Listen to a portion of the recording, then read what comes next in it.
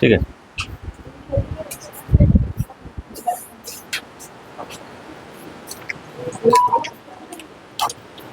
ঠিক আছে, এবার তাহলে শুরু করি। হ্যাঁ, আজকে সময় কম। ঠিক আছে, আগের দিন যেটা হয়েছিল জাস্ট 1 মিনিটে শর্টে বলে দিই। তাহলে প্রথম হচ্ছে মাসেল বান্ডেল।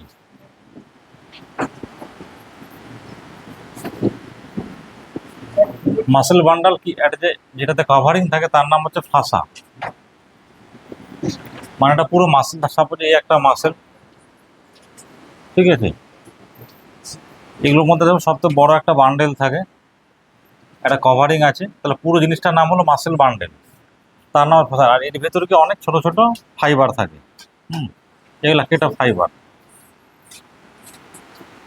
এগুলোকে বলছে মাসেল ফাইবার। তাহলে প্রথমে ছিল বান্ডেল, মাসেল ফাইবার, ঠিক আছে, তার এটাকে বলে আমরা সার্কোলেম্মা। আর মাসেল ফাইবার কি দিয়ে তৈরি? মায়োফাইব্রিল।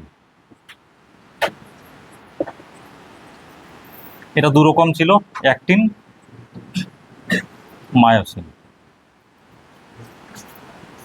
ঠিক আছে, অ্যাক্টিন মায়োসিন কিভাবে থাকে, Z line, I band, A band, H zone, M point হিসাবে এগুলো পড়েছে। ঠিক আছে, তাহলে প্রথমে হচ্ছে মাসেল বান্ডেল, তারপরে ফাইবার, তারপর মায়োফাইব্রিল। ঠিক আছে, আর আবারও ভুল বলছি আমি, এটা এর কভারিংটা হচ্ছে ফ্যাসিকল, আর এর যে মায়োফাইব্রিল তার কভারিংটা হচ্ছে সার্কোলেম্মা। ঠিক আছে, এই অবধি আমরা পড়েছি, আজকে সেখান থেকে শুরু করব।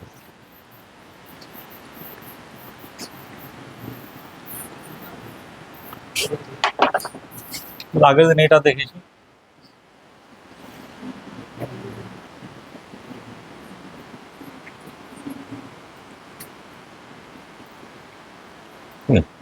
তাহলে এটা হচ্ছে কি অ্যাক্টিন, এটা, আর এটা হলো মায়োসিন। আজকে আমরা দেখবো যে অ্যাক্টিনের স্ট্রাকচার কি আর মায়োসিনের স্ট্রাকচারটা কি। এগুলো হচ্ছে বেসিক্যালি প্রোটিন। অ্যাক্টিনের গঠন আর মায়োসিনের গঠনটা আমরা দেখবো, তারপরে মাসেল কন্ট্রাকশন আর সেই রিলেটেড কিছু পয়েন্টস আছে সেগুলো আমরা ডিসকাস করবো। ঠিক আছে, এটাতে একটু এই প্রশ্ন কালি নেই, কম আছে, এটা ঠিক আছে। তাহলে দেখ, ঠিক অ্যাক্টিন, তাহলে এটা হচ্ছে বেসিক্যালি প্রোটিন দিয়ে তৈরি। পুঁতির মালা হয় জানিস তো, যে গোল গোল পুঁতি থাকে তো পরপর। ঠিক আছে, তো অ্যাক্টিন হচ্ছে বেসিক্যালি দুটো ফিলামেন্ট, মানে এটাকে বলা হয় ফিলামেন্টাস অ্যাক্টিন।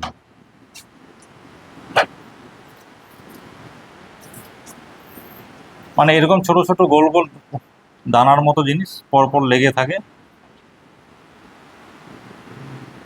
ফিলামেন্ট আমরা কাকে বলি? সরু একটা পাতলা ফাইবারের মতো লম্বা একটা জিনিসকে, সরু একটা চুলের মতো বা তার থেকেও সরু। চুল তো আমরা খালি চোখে দেখতে পাই, এটাকে তো আমরা খালি চোখে দেখতে পাবো না। ফিলামেন্ট মানে খুব সরু, মানে একদম মাইক্রোস্কোপিক স্ট্রাকচার। এগুলো একটা পুঁতির মতো জিনিস, এরকম দুটো থাকে। এটা একটা পুঁতির মালার মতো জিনিস, এটা একটা।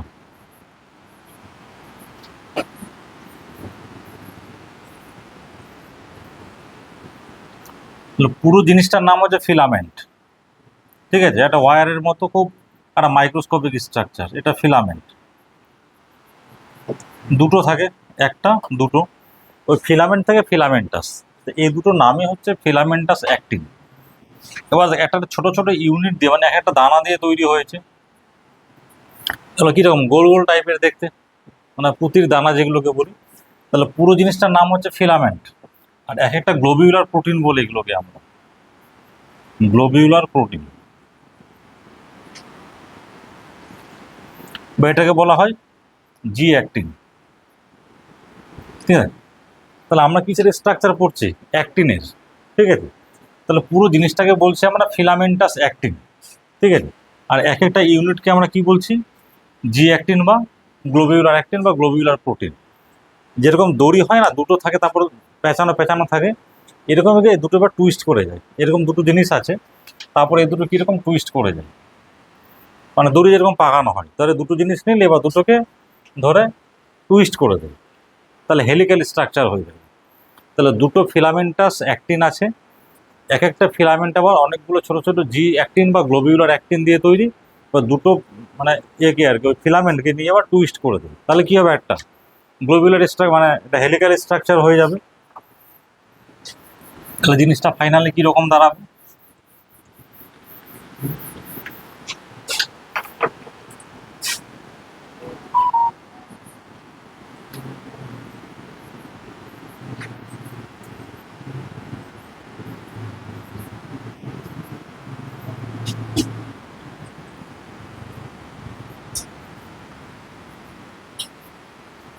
আর একটা দিয়ে দে এবার।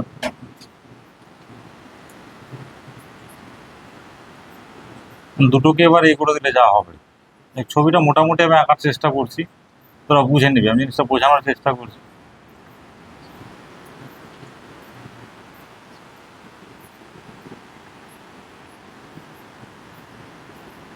ঠিক আছে, তাহলে দুটো ফিলামেন্টকে আমি টুইস্ট করে দিলাম, এটা একটা হয়ে গেল। ঠিক আছে, এখনো শেষ হয়নি, এটা তো আছেই। এবার কি হয়েছে, এটা আলাদা কালার দিই।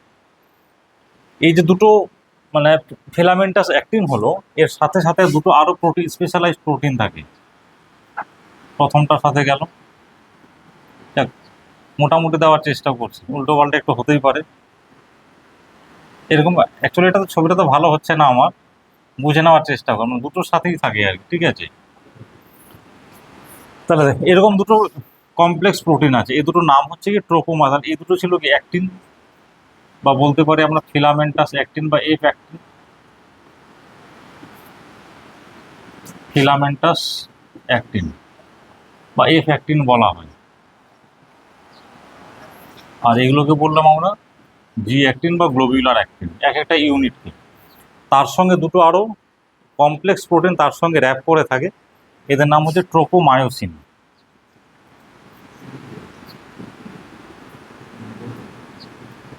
দেখ, নামটা যদিও ট্রোপোমায়োসিন, ঠিক আছে, কিন্তু এটা নট পার্ট অফ মায়োসিন। এই নামটা শুনে আবার ভাববি না যেটা মানে কি বলবো যে মায়োসিনের পার্ট। নামটা কেন হয়েছে তার কারণও আছে।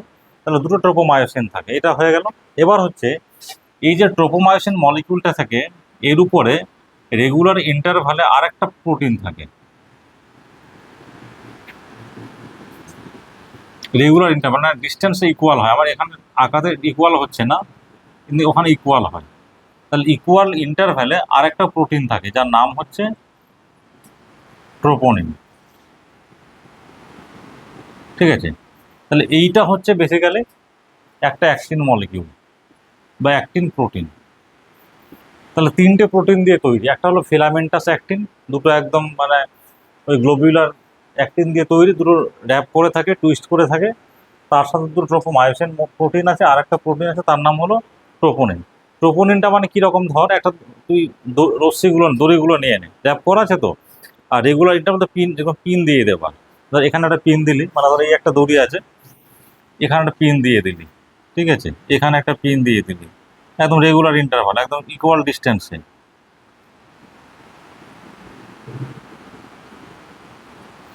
মানে ধর এই দুটো হলো, আমি ধরে নিচ্ছি ট্রোপোমায়োসিন, ঠিক আছে, এই দুটো আছে ফিলামেন্টাস।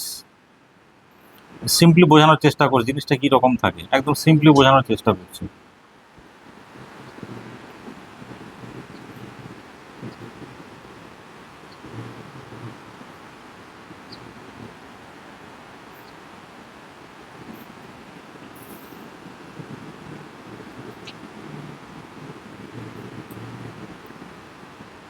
ঠিক আছে, মানে পুরো জিনিসটাকে আমি তখন সিম্পলিফাই করে দিই, স্ট্রেট করে দিই, তাহলে জিনিসটা হচ্ছে এরকম।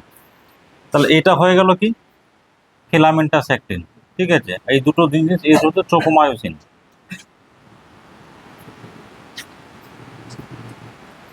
আর রেগুলার এই যে বেসিক্যালি যেটা আমি বললাম কি ট্রোপোনিন, ট্রোপোনিনটা বেসিক্যালি ট্রোপোমায়োসিনের উপর থাকে।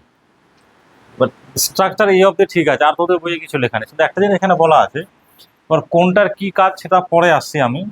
ট্রোপোনিন সম্পর্কে একটু বলা হয়েছে, দেখ ট্রোপোনিন শুধু তোদের ট্রোপোনিনই বলেছে।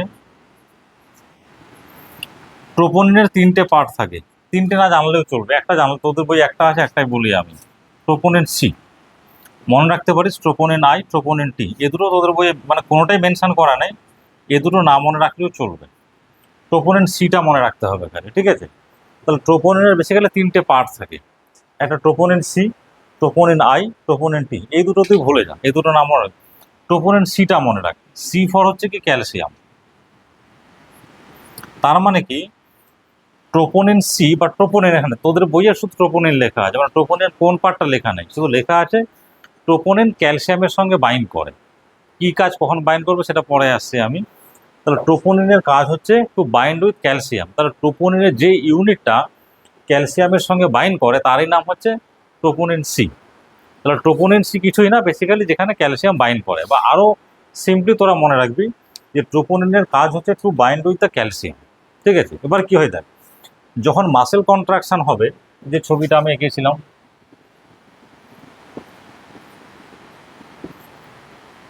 তাহলে এটা হলো অ্যাক্টিন, তার একটা স্ট্রাকচার আমরা দেখলাম এখানে। এটা হলো মায়োসিন।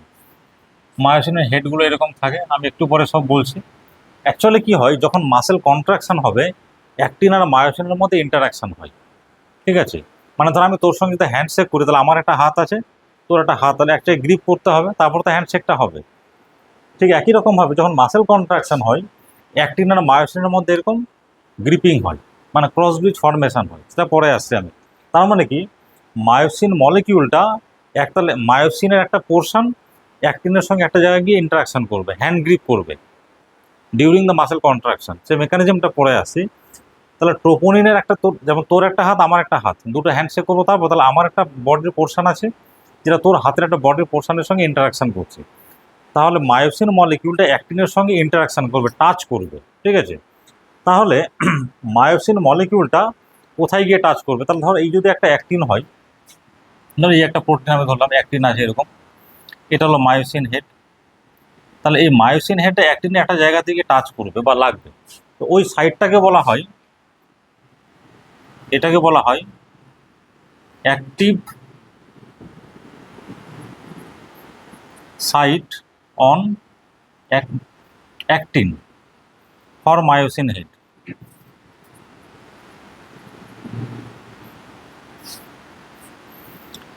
মানে আমার হাতটা তোর হাতের সঙ্গে হ্যান্ড, তাহলে এইটা আমাদের অ্যাক্টিভ সাইট যেখানে আমাদের টাচ হচ্ছে, ঠিক আছে। তাহলে অ্যাক্টিনের গায়ে একটা পার্ট আছে যেখানে মায়োসিন হেডটা গিয়ে টাচ করবে, একটা ক্রস ব্রিজ ফর্মেশন হবে, সেইটাকে বলা হয় active site on actin molecule. সেই active site on the actin molecule এটা কে কভার করে রাখে, ট্রোপোনিন বা ট্রোপোনিন সি আরও বলতে গেলে।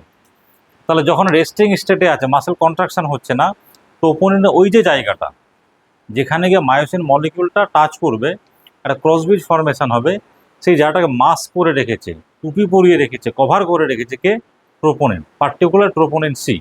যখনই ট্রোপোনিন সিতে ক্যালসিয়াম বাইন্ড করবে, আমাদের মাথায় টুপি আছে, টুপিটা খুলে দিলাম, তাহলে মাথাটা আমার উন্মুক্ত হয়ে গেল, আবার ক্যাপ করে নিলাম, মাস্ক করে দিলাম, মাথাটা ঢেকে গেল। তাহলে ওই যে অ্যাক্টিনের উপরে অ্যাক্টিভ সাইডটা যেখানে মায়োসিন হেড গিয়ে টাচ করবে, সেই জায়গাটাকে রেস্টিং অবস্থায় কভার কে করে রাখছে, ট্রোপোনিন। কোন পার্টটা, ট্রোপোনিন সি। আর যখনই ক্যালসিয়াম অ্যাভেলেবেল হবে, ট্রোপোনিন সি এর সঙ্গে ক্যালসিয়াম বাইন্ড করবে, তাহলে কি হবে, ধর এই যদি জায়গাটা, ধর আমি বলছি একটা, এই জায়গাটা কভার করে রেখেছে, তাহলে যখন এখানে ক্যালসিয়াম বাইন্ড করবে তাহলে কি হবে, পার্টটা আলাদা হয়ে গেল, তাহলে জায়গাটা কি হলো, ফ্রি হয়ে গেল, এবার সেইখানে গিয়ে মায়োসিন টাচ করবে। তাহলে আমি কি বোঝানোর চেষ্টা করলাম, যে অ্যাক্টিন মলিকিউলের উপর মায়োসিন হেড অ্যাটাচমেন্টে যে অ্যাক্টিভ সাইডটা অ্যাট রেস্টিং স্টেট, যখন মাসেল কন্ট্রাকশন হচ্ছে না, তখন কে কভার করে রাখে, ট্রোপোনিন। ট্রোপোনিনের কোন পার্টটা, ট্রোপোনিন সি। তাহলে যখনই ক্যালসিয়াম বাইন্ড করবে সাইডটা ওপেন হয়ে যাবে, তখন মায়োসিন হেড ওখানে ইন্টারাকশন করবে। বোঝা গেল, অ্যাক্টিন মলিকিউল নিয়ে আর কিছু নেই তোদের বইয়ে, এটুকুই আছে, এটুকুই লাগে, এর বেশি লাগে না, হায়ার ক্লাসেও এর থেকে বেশি লাগে না, এটাই। তাহলে বোঝা গেল, তাহলে দুটো ফিলামেন্টাস অ্যাক্টিন আছে, একটা ফিলামেন্ট অনেকগুলো গ্লোবিউলার অ্যাক্টিন দিয়ে তৈরি, তার সঙ্গে দুটো তারের মতো জিনিস থাকে, সেগুলো হচ্ছে প্রোটিন, তার নাম হচ্ছে ট্রোপোমায়োসিন। আর ট্রোপোমায়োসিনের সঙ্গে একটা রেগুলার ইন্টারভালে এরকমভাবে কি লেগে থাকে, ট্রোপোনিন মলিকিউলটা লেগে থাকে। ট্রোপোনিন হচ্ছে একটা কমপ্লেক্স প্রোটিন, সবগুলোই প্রোটিন। আর ট্রোপোনিনের কাজটা কি, to bind with the calcium. যখনই ক্যালসিয়ামের সঙ্গে বাইন্ড করবে, অ্যাক্টিনের উপরে যে active site for the myosin, মানে হেড বাইন্ডিং সাইট, সেটাকে আনমাস্ক করে দেবে। মানে মাস্কিং করা মানে কি, ঢেকে দেওয়া, টুপি পরা। আর আনমাস্ক করা মানে টুপি খুলে দেওয়া। মাস্ক কথাটার মানে হলো, মাস্কিং মানে হচ্ছে বেসিক্যালি ঢেকে দেওয়া, মাস্ক পরিয়ে দিলাম। আর যখন বলছে আনমাস্কিং, বা জায়গাটাকে ওপেন করে দিলাম, উন্মুক্ত করে দিলাম। তাহলে আনমাস্কিং কখন হচ্ছে? যখন ক্যালসিয়াম বাইন্ড করবে কার সঙ্গে? প্রোপোনিনের সঙ্গে। বুঝা গেল? এটাই হচ্ছে অ্যাক্টিন সম্পর্কে, আর কিছু নেই। মায়োসিনটা আরও সহজ। তাহলে বোঝা গেল অ্যাক্টিনের ব্যাপারটা। এবার আমরা মায়োসিনটা দেখব।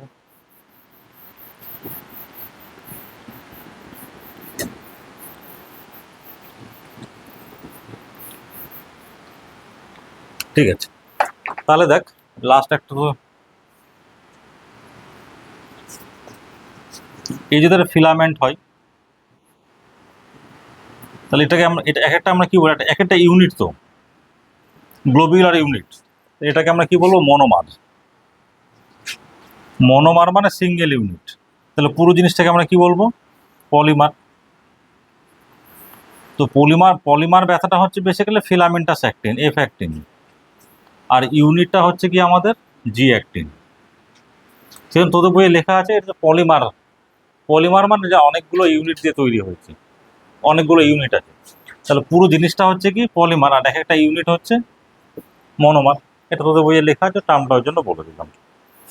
পলি মানে অনেক, আর মনো মানে সিঙ্গেল। তাহলে পলিমার, আর একটা পলিমার অনেকগুলো মনোমার দিয়ে তৈরি। ঠিক একই রকম ভাবে মায়োসিন মলিকিউলটা অনেকগুলো মায়োসিন মলিকিউল দিয়ে তৈরি। তাহলে মায়োসিনটাও হচ্ছে বেসিক্যালি কি একটা পলিমারাইজড প্রোটিন। অনেকগুলো পলিমার থেকে পলিমারাইজড, পলিমারাইজড মানে পলিমার থেকে পলিমারাইজড, এটা অ্যাডজেক্টিভ এতে বলা হয়। তাহলে এখানে অনেকগুলো মানে কি বলবো ইউনিট দিয়ে তৈরি হয়। ইউনিট মানে সে কি মনোমার, যেটাকে বলি আমরা। এক একটা মনোমারের নাম হচ্ছে মেরোমায়োসিন।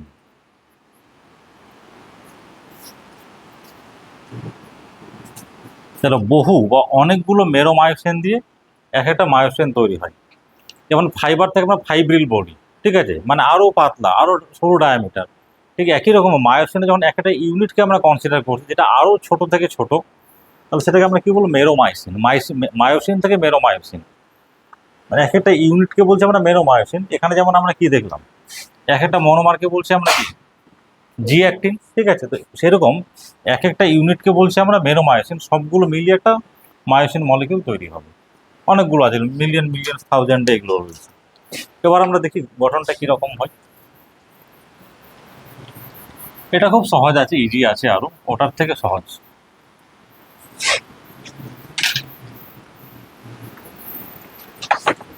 এইটা ধর একটা হচ্ছে মায়োসিন মলিকিউল। যেরকম এক মানে এক একটা মেরোমায়োসিন দেখতে কীরকম হয় সেটা আমরা দেখেন, তাহলে ইজি হয়ে যাবে। এটা হচ্ছে পুরো মায়োসিন মলিকিউল। ঠিক আছে, এটা হলো পুরো মায়োসিনটা। একটা মেরোমায়োসিন এরকম দেখতে হয়।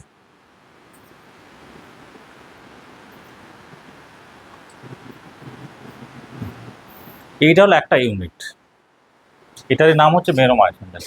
এটাকে আমরা হেড বলি, মাথা। এইটাকে বলা হয় শর্ট আর্ম। নেক নেই কিন্তু এখানে, শর্ট আর্ম। আর এইটাকে বলা হয় টেল, লেজের মতো একটা জিনিস। ঠিক আছে, তাহলে এইটা হেড, শর্ট হেড বলা হয়, শর্ট আর্ম, একটা লং টেল থাকে। এটা হলো একটা মেরোমায়োসিন। এবার দেখ, যদি আমি দেখি এই টেলটার তুলনায় এর ওয়েটটা কি হবে? বেশি হবে, মোটা জিনিস তো। তাহলে এই পার্টটা মানে হেড আর শর্ট আর্ম, এটাকে বলা হয় হেভি মেরোমায়োসিন।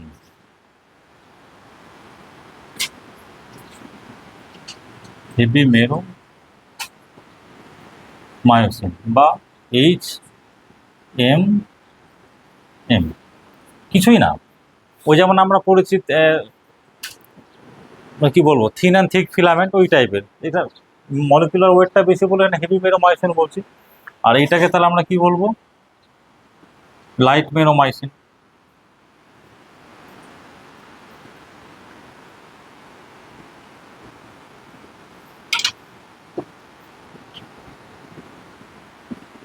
ঠিক আছে, এটা স্ট্রাকচার। এই হেডের মধ্যে দুটো জায়গা থাকে। একটা জায়গা থাকে যে জায়গাটা অ্যাক্টিনের সঙ্গে বাইন্ড করবে। কারণ মাসেল কন্ট্রাকশন হতে গেলে অ্যাক্টিন মায়োসিনকে কাছাকাছি আসতে হবে। যেমন আমরা হ্যান্ডশেক করে গ্রিপ করি, তাহলে যেমন অ্যাক্টিনের উপরে মায়োসিনের বাইন্ডিং সাইট আছে, ঠিক একই রকমভাবে তাহলে মায়োসিন হেডের একটা পার্ট অ্যাক্টিনের সঙ্গে গিয়ে বাইন্ড করবে। তাহলে এইটাকে বলি আমরা অ্যাক্টিন বাইন্ডিং সাইট।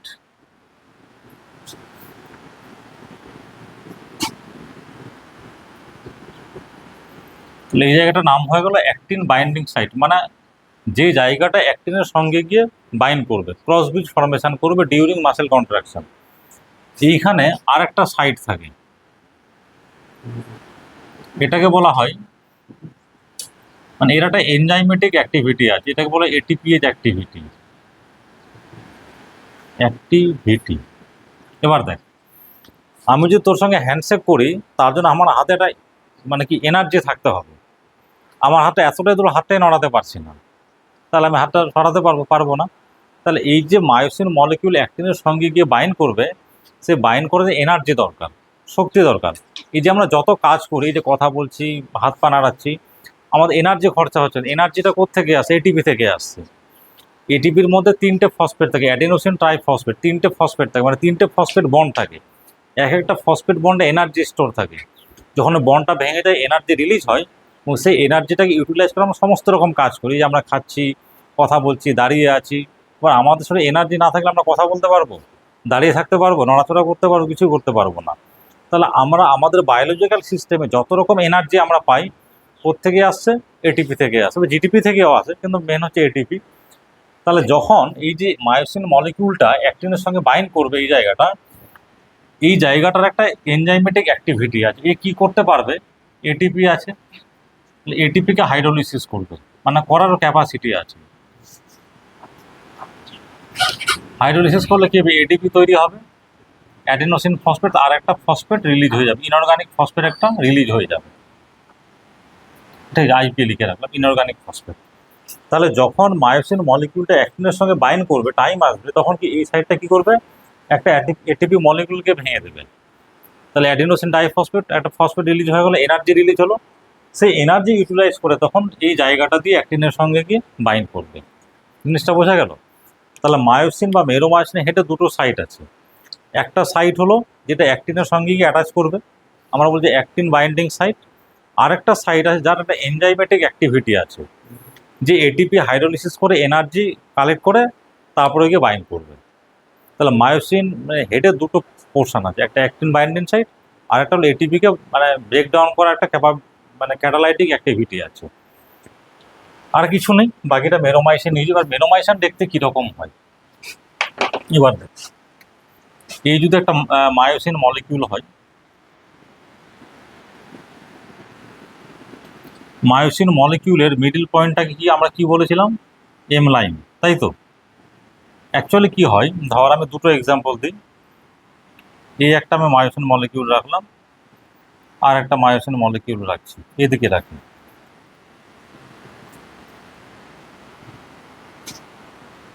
এই ধরে একটা হলো, আর এই দিকে একটা রাখছি, ঠিক আছে? অ্যাকচুয়ালি মেরোমায়োসিন মলিকিউলগুলো এখানে অ্যাটাচ থাকে, এই পয়েন্টটাই হচ্ছে বেসিক্যালি এম লাইন, মানে মায়োসিন মলিকিউলের যে মিড পোর্শনটা। আর এখান থেকে ঠিক রেগুলার ইন্টারভাল এবং রেগুলার অ্যাঙ্গেলে, ধর এই একটা যদি ইউনিট হয়, তাহলে হেডটা এরকম আছে, ঠিক আছে? এই একটা হেড হয়ে গেল, আবার ধর এখান থেকে উঠে যা, এই একটা হেড হয়ে গেল। এই হেডগুলো মানে মেরোমায়োসিনের হেডগুলো একদম ইকুয়াল, মানে রেগুলার ইন্টারভালে থাকে, মানে ডিস্টেন্সটা খুব ইকুয়াল হয় প্রত্যেকটা হেডের মাঝখানে, এরকমভাবে থাকবে হেডগুলো। দেখ এখানে তো আমার ইকুয়াল হচ্ছে না, কিন্তু ইকুয়ালি থাকে।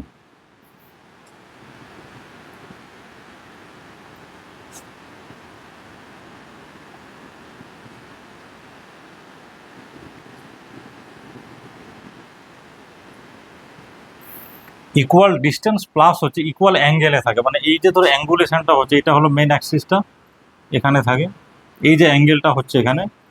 তাহলে অ্যাঙ্গুলেশন এবং ডিস্টেন্স দুটো সবগুলো ইকুয়াল হয়। তাহলে মেরোমায়োসিনের হেডগুলো তার আর্মের সঙ্গে বা টেলের সঙ্গে যখন ডিস্ট্রিবিউটেড থাকে, ইকুয়াল ডিস্টেন্সে থাকবে, প্লাস মেন অ্যাক্সিসের সাথে ইকুয়াল অ্যাঙ্গেল করবে। তাহলে অ্যাঙ্গেলটাও ফিক্সড আর ডিস্টেন্সটাও ফিক্সড। এইভাবে এটা হলো টোটাল মায়োসিন মলিকিউল, ঠিক আছে? এগুলো এক একটা মেরোমায়োসিন, এক একটা মেরোমায়োসিন।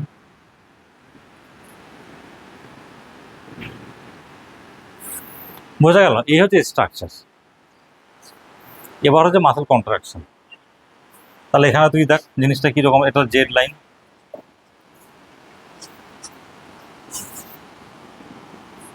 এটা হলো মায়োসিন। তাহলে এখানে হেডগুলো এবার এরকম দেখিয়ে দে। এটা এটা মিড পয়েন্ট হয়ে গেল এরকম। আর এটা কীরকম দেখাবে, ধরে এভাবে দেখিয়ে দিলাম দুটো ট্রোপোমায়োসিন, এগুলো হচ্ছে ফিলামেন্টাস অ্যাক্টিন।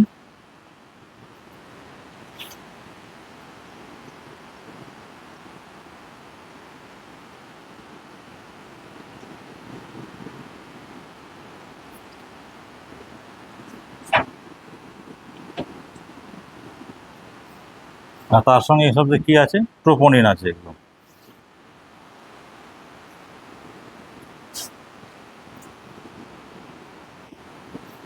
বোঝা গেল? তাহলে এই জিনিসটা এভাবে থাকে।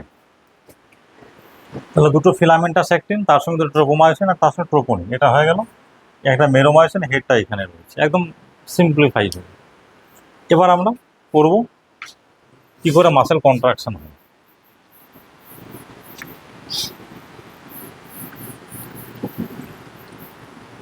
দেখ, আমি ভাবলাম কি ডাস্টারটা এখানে আছে, আমি কী ভাবলাম, তুলবো এটা, তুলে এখানে আমি মুছবো। তার মানে কি, যখনই আমি ভাবলাম যে কোনো একটা আমাকে কাজ করতে হবে, আমার যখন একটা থিঙ্কিং প্রসেস হলো আমি একটা কাজ করব, অটোমেটিক হচ্ছে না। তাহলে আমার ব্রেনের যে মোটর এরিয়া আছে সেরিব্রাল কর্টেক্সে, সে প্রথমে ভেবে নিল যে এই কাজটা করতে হবে। তারপরে সেটা নিজে একটা এরিয়া আছে, সেটাকে সিগনাল দেয়, তার নাম বেজাল গ্যাংলিয়া। তো বইয়ে মেনশন ছিল না বলে আমি বলিনি। মানে বেজাল গ্যাংলিয়া হচ্ছে এমন রিজিয়ন আমাদের ব্রেনের মধ্যে, আমরা যত রকম মোটর অ্যাক্টিভিটি করি, যে আমরা কথা বলছি, চোখ নাড়াচ্ছি, হাত পা, মানে যত রকম ভলান্টারি অ্যাক্টিভিটি, তার কাছে প্ল্যানিং আছে যে কী করে কাজটাকে করতে হবে। ব্রেনের সেই পোর্শনটার নাম হচ্ছে বেজাল গ্যাংলিয়া। তাহলে এইটা হলো আমার মোটর কর্টেক্স, আর এটা হলো বেজাল গ্যাংলিয়া। তাহলে আমি ভাবলাম যে এটা আমাকে কাজ করতে, আমি লিখবো এটা বা কথা বলবো, এটা ভাবলাম, ও সঙ্গে সঙ্গে বেজাল গ্যাংলিয়াকে বলে দেয় যে মানুষটা এই কাজ করতে চাইছে, তো মানে প্ল্যানিং করো। ও কিন্তু প্ল্যানিং করে দিল যে কোন মাসেলটাকে কতটা নড়াতে হবে, কতটা ইচ অ্যান্ড এভরিথিং সে মেজার করে দেয়, করে আরেকটা মোটর এরিয়াতে সিগনাল দেয়। হ্যাঁ, আমি প্ল্যানিং করে দিয়েছি, তোমাকে দিয়ে দিলাম, তুমি এবার করো। মানে ধর আমি বাড়ি করতে, আমি ভাবলাম বাড়ি করবো, আমি প্রথমে ইঞ্জিনিয়ারকে ডাকবো, সে প্ল্যানিং করে দেবে, সে তখন আর মিস্ত্রিকে বুঝিয়ে দেবে। ঠিক আছে, মিস্ত্রি তখন কাজটা এক্সিকিউট করবে। তাহলে আমি হচ্ছে ভাবলাম প্রথমে, তারপরে ইঞ্জিনিয়ারকে প্ল্যানিং দিল, ইঞ্জিনিয়ার তখন মিস্ত্রিকে বুঝিয়ে দিল, মিস্ত্রি আবার কাজটাকে এক্সিকিউট করবে। মানে আমার বডির কোন মাসেলটাকে কতটা নড়াতে হবে, কতটা কি, পুরো মেজারমেন্টটাই সে করে দেয়। তাহলে এইটা হলো প্রসেস। তার মানে কি, তাহলে যখন একটা মোটর ফাংশন করছি, যেটা মাসেল দিয়ে হতে পারে, মানে মাসেল, যেটা মাসেল করছি এখানে আমরা, তাহলে সেই ব্রেনের এরিয়া থেকে একটা কি মোটর সিগন্যাল আসছে।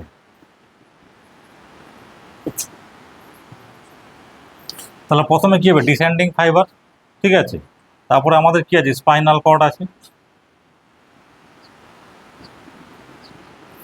এখান থেকে মোটর নার্ভগুলো বেরিয়ে, এগুলোকে আমরা কি বলি, মোটর নার্ভ।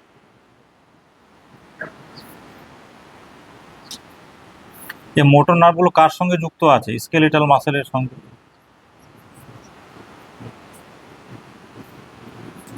সেই স্কেলিটাল মাসেলের আবার মুভমেন্ট হবে, মানে কন্ট্রাকশন হবে।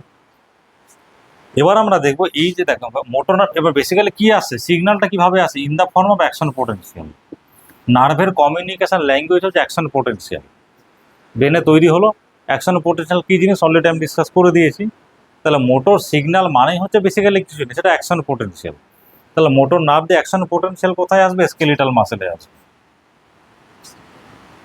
এখন আমরা পড়বো, আর মাসেল স্ট্রাকচার আমরা দেখে নিয়েছি, অ্যাক্টিন মায়োসিন কী করে থাকে, অ্যাক্টিনের স্ট্রাকচার, মায়োসিনের স্ট্রাকচার আমরা দেখে নিয়েছি। এবার আমরা দেখবো যে অ্যাকশন পোটেনশিয়াল কী করে অ্যাক্টিন আর মায়োসিন ইন্টারাকশন করায়। তাহলে মাসেল কন্ট্রাকশন কিছুই না, মাসেল কন্ট্রাকশন হওয়ার জন্য সিগন্যাল দরকার। সিগন্যালটার নাম কি, মোটর সিগন্যাল। তো মোটর সিগন্যালকে আমরা কি বলবো, অ্যাকশন পোটেনশিয়াল। এবার আমরা দেখবো যে অ্যাকশন পোটেনশিয়াল কী করে অ্যাক্টিন আর মায়োসিন ইন্টারাকশন করায়। বোঝা গেল? তাহলে সেটাই আমরা করবো এবার। তাহলে বেসিক জিনিসটা হলো এটাই, যে কীভাবে একটা অ্যাকশন পোটেনশিয়াল মাসেল কন্ট্রাকশন করায়। মানে অ্যাকশন পোটেনশিয়াল যখনই রিচ করবে একটা মাসেলে, তখন অ্যাক্টিন মায়োসিনে ইন্টারাকশন হবে, ইন্টারাকশন হলে মাসেল কন্ট্রাকশন হবে। সেটা কীভাবে হচ্ছে এবার আমরা পড়বো। এবার দেখ, এটা যাওয়ার আগে একটা জিনিস বলে দিই, একটা পুরো মাসেল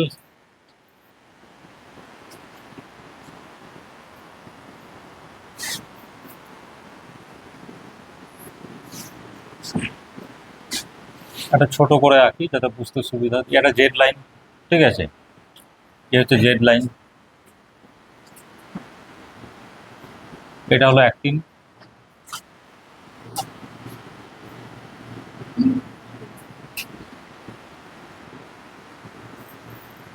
এখানে একটা ট্রোপোনিনের ছবিগুলো, এগুলো ট্রোপোনিন এক একটা, ঠিক আছে, বুঝতে কোনো অসুবিধা নেই তো। এগুলো হচ্ছে ট্রোপোনিন, যেগুলো কোথায় থাকে, অ্যাক্টিনের মধ্যে থাকে। আর এখানে আছে আমার মায়োসিন, এখানে সব মায়োসিন হেডগুলো রয়েছে এইভাবে। এখানেও দেখে নিতে পারিস, এগুলোতে একটা মায়োসিন হেড, ঠিক আছে। এবার দেখ, তাহলে এটাকে আমরা কি বলে, মাসেলের কভারেন্টটাকে সার্কোলেম্মা, তাই তো, সার্কোলেম্মা বা মেমব্রেন, বাইরে যে মেমব্রেনটা সার্কোলেম্মা, বা যেটা সেল মেমব্রেন বলে যেটা বেসিক্যালি আমরা, এই সেল মেমব্রেনটা কিন্তু এরকম থাকে না। এই যে এগুলো কি জেড লাইন, তো এগুলো এগুলো জেড লাইন, এটাকে আমরা কি বলি, সার্কোমিয়ার। তাহলে সার্কোমিয়ার হচ্ছে মাসেল ফাইবারের সেই লেন্থটা যেটা দুটো জেড লাইনের মাঝখানে থাকে।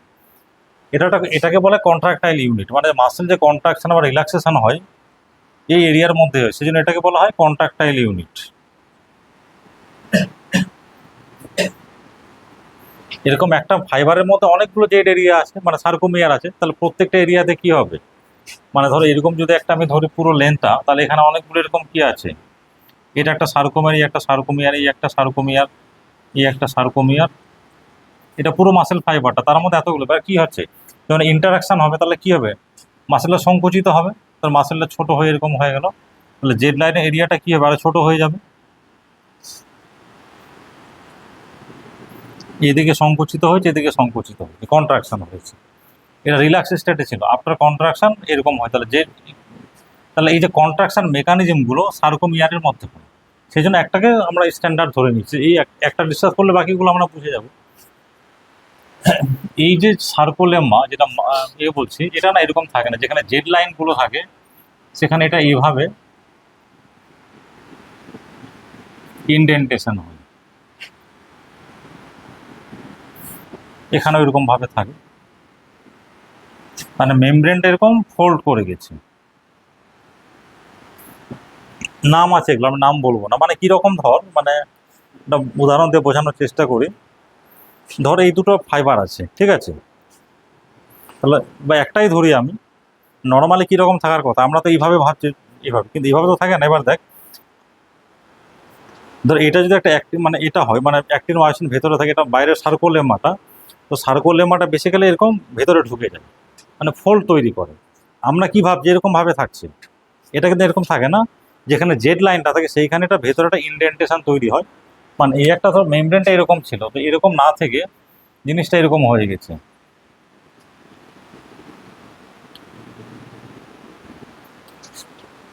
এটাই হয়ে গেছে। এটা টি এর মতো দেখতে হচ্ছে তো,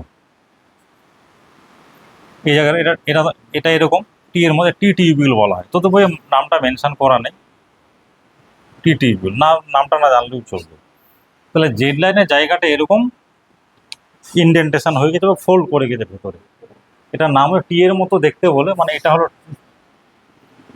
টি এর মতো দেখতে জায়গা, টি টিউবিউল বলা হয়, তো বই নামটা দেওয়া নেই, দরকার নেই, লাগবে না।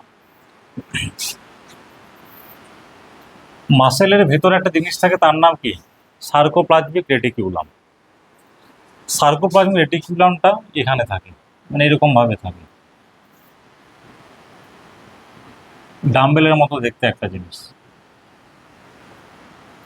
এটা হচ্ছে কি এসআর বা সার্কোপ্লাজমিক রেটিকিউলাম।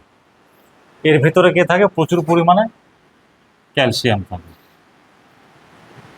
এবার এটা আমি এরকম বোঝানোর জন্য মানে আঁকলাম, কিন্তু জিনিসটা এরকম থাকে না, মানে কিরকম থাকে, আরো যদি আমি মানে 3D স্ট্রাকচার তো আমি ছবি আঁকতে পারবো না, তো জিনিসটা বোঝানোর চেষ্টা করি। মানে ধর এরকম জিনিসটা আছে,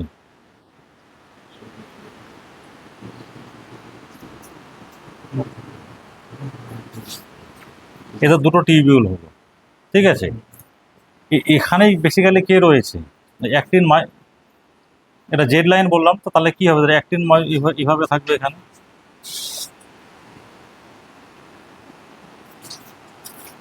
একটা বোঝানোর চেষ্টা করি। অ্যাক্টিন মায়োসিন হলো, আর এখানেই তোর কোন জিনিসটা থাকছে, টি টিউবিউল, মানে সরি, সার্কোপ্লাজমিক রেটিকুলাম।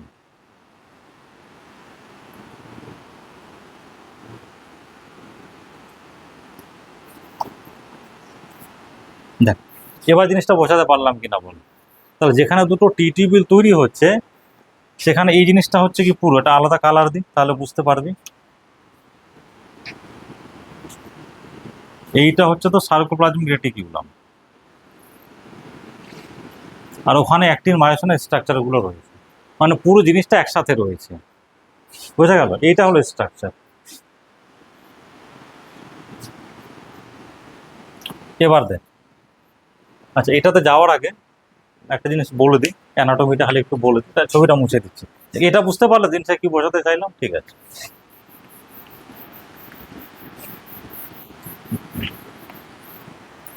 তাহলে দেখ একটা যখন মাসেল, বেসিক্যালি আমরা মাসেল পড়ছি, এইটা হলো মাসেল, ঠিক আছে। তাহলে এটার নাম হচ্ছে কি সার্কোলেম্মা, এর নাম হলো সার্কোপ্লাজম, মানে সাইটোপ্লাজম যেটাকে বলি আমরা, মাসেলের প্লাজম সাইটোপ্লাজম। এইখানে কি আছে, দুটো জেড লাইন, এই হলো অ্যাক্টিন মলিকিউল, এখানে আছে মায়োসিন, আর এইখানে আমি একটা ছবি এঁকে দিচ্ছি কার, সার্কোপ্লাজমিক রেটিকুলাম।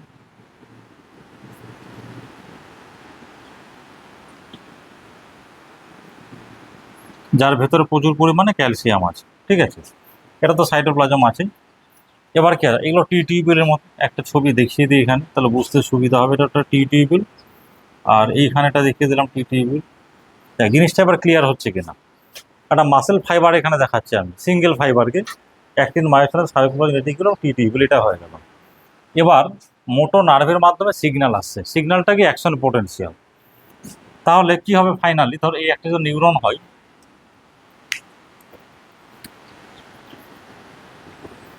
এই যে নিউরন, এগুলো হচ্ছে কি ডেনড্রাইট, আর এটা হলো অ্যাকশন, এটা হলো কি অ্যাকশন টার্মিনাল। এখানে কি ভেসিকেল আছে, তাই তো, ভেসিকেলের ভেতরে কি আছে, অ্যাসিটাইল কোলিন। এটা হলো মোটর নিউরনের বা মোটর নার্ভের শেষ নিউরন, যেটা ফাইনালি কার সঙ্গে অ্যাটাচ করেছে, একটা মাসেলের সঙ্গে সংযুক্ত রয়েছে। এই জাংশনটার নাম কি হবে, নিউরোমাসকুলার জাংশন, আগেই বলেছি। বা সাইনাপস, এর নাম হচ্ছে নিউরো মাস্কিউলার জাংশন, আগের চ্যাপ্টারেই বলে দিয়েছিলাম। বা আরেকটা নাম হচ্ছে মোটর ইউনিট।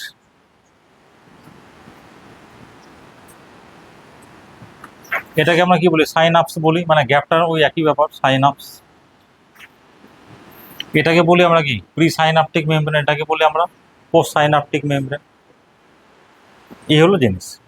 এবার দেখ, তাহলে ভেরি সিম্পল, তাহলে নার্ভের মাধ্যমে এবার কি আসছে, অ্যাকশন পোটেনশিয়াল, যেটাকে বলছি আমরা মোটর সিগন্যাল। এই অবধি বোঝা গেছে কিনা বল, ব্যাস ঠিক আছে। এবার আমরা সব মুছে দিয়ে, তার মানে এবার দেখ এখানে জিনিসটা বলে দিই, তাহলে অ্যাকশন পোটেনশিয়াল আসছে।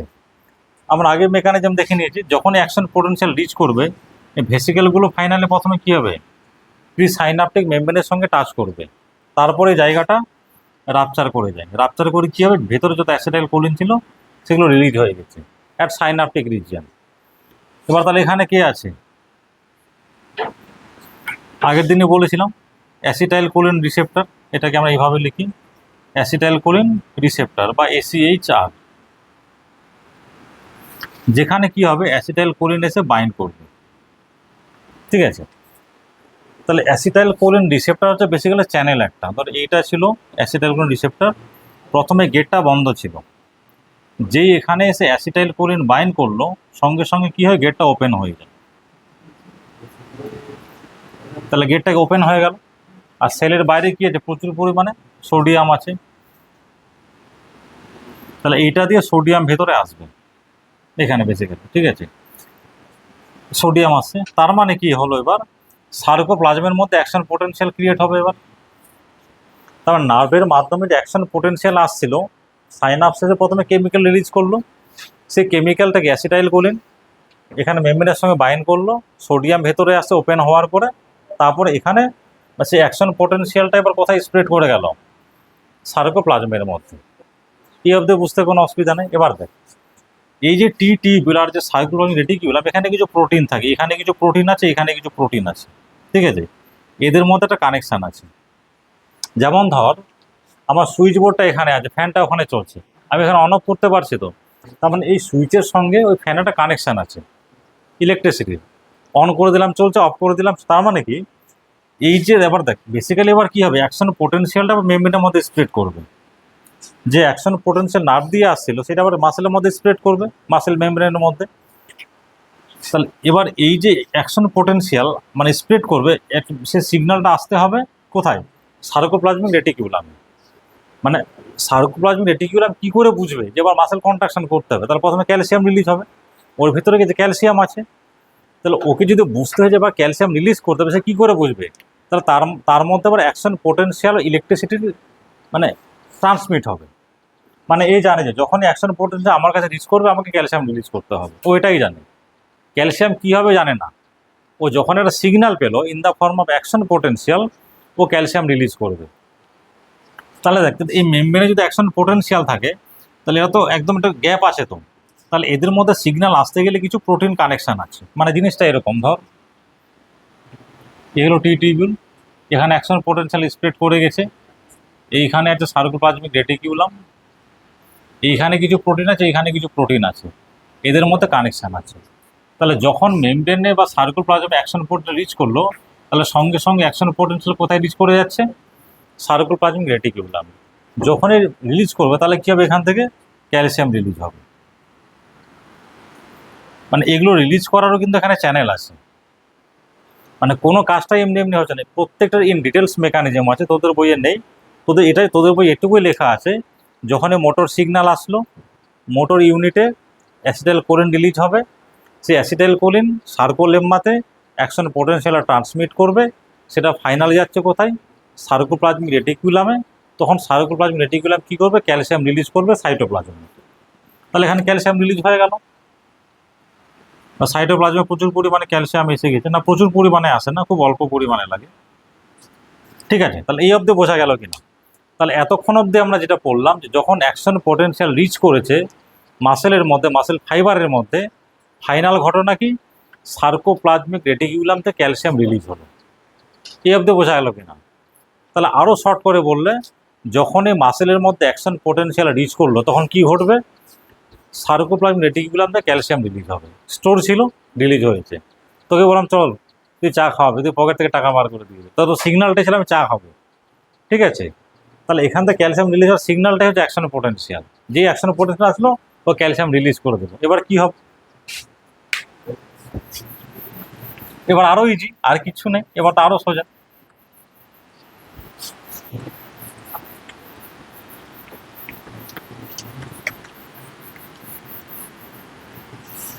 ঠিক আছে, এবার একদম মানে ফাইনাল ডিসকাশন।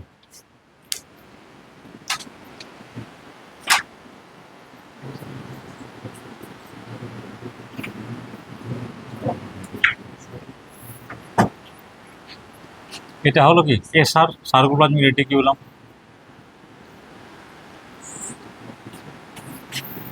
তাহলে অ্যাকশন পোটেনশিয়াল যখন রিচ করে গেছে, এখান থেকে কি যে ক্যালসিয়াম রিলিজ হয়েছে, ঠিক আছে?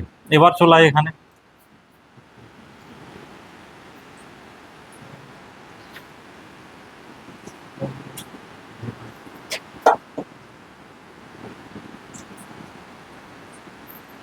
এখানে কি আছে, ট্রোপোনিন আছে, তাই তো?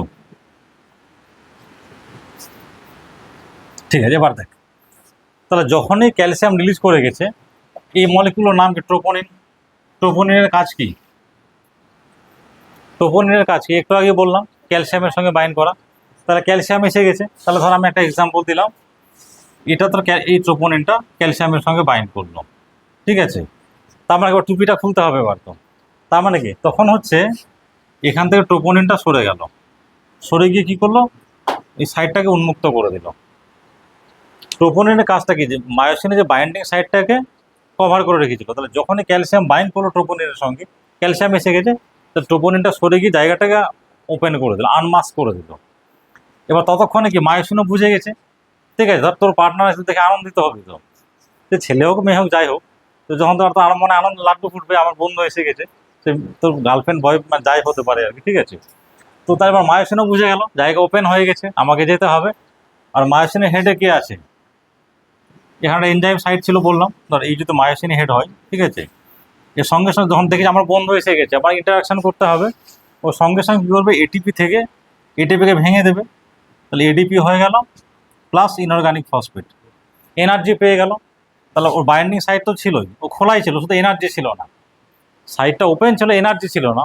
যে দেখলাম আমার বন্ধু ফ্রেন্ড এসে গেছে, সঙ্গে সঙ্গে এটিপি ভেঙে এটিপি প্লাস আইপি করলো, এনার্জি পেয়ে গেল, তখন কি করবে, এই এই অ্যাক্টিন মলিকিউল এদের মধ্যে ক্রসব্রিজ ফর্মেশন হবে। মানে কীরকম, ধর এই ছিল ট্রোপোনিনের জায়গাটা, এটা হলো মায়োসিন হেড, এখানে দুটো অ্যাটাচ করে গেল, ঠিক আছে।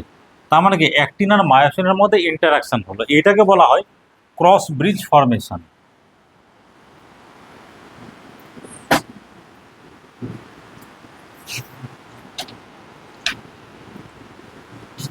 বেসিক্যালি কিছু না, অ্যাক্টিন মায়োসিনের মধ্যে গ্রিপ তৈরি হলো, হ্যান্ডশেক করলাম তোর সাথে, ক্রস ব্রিজ তৈরি হলো, ঠিক আছে।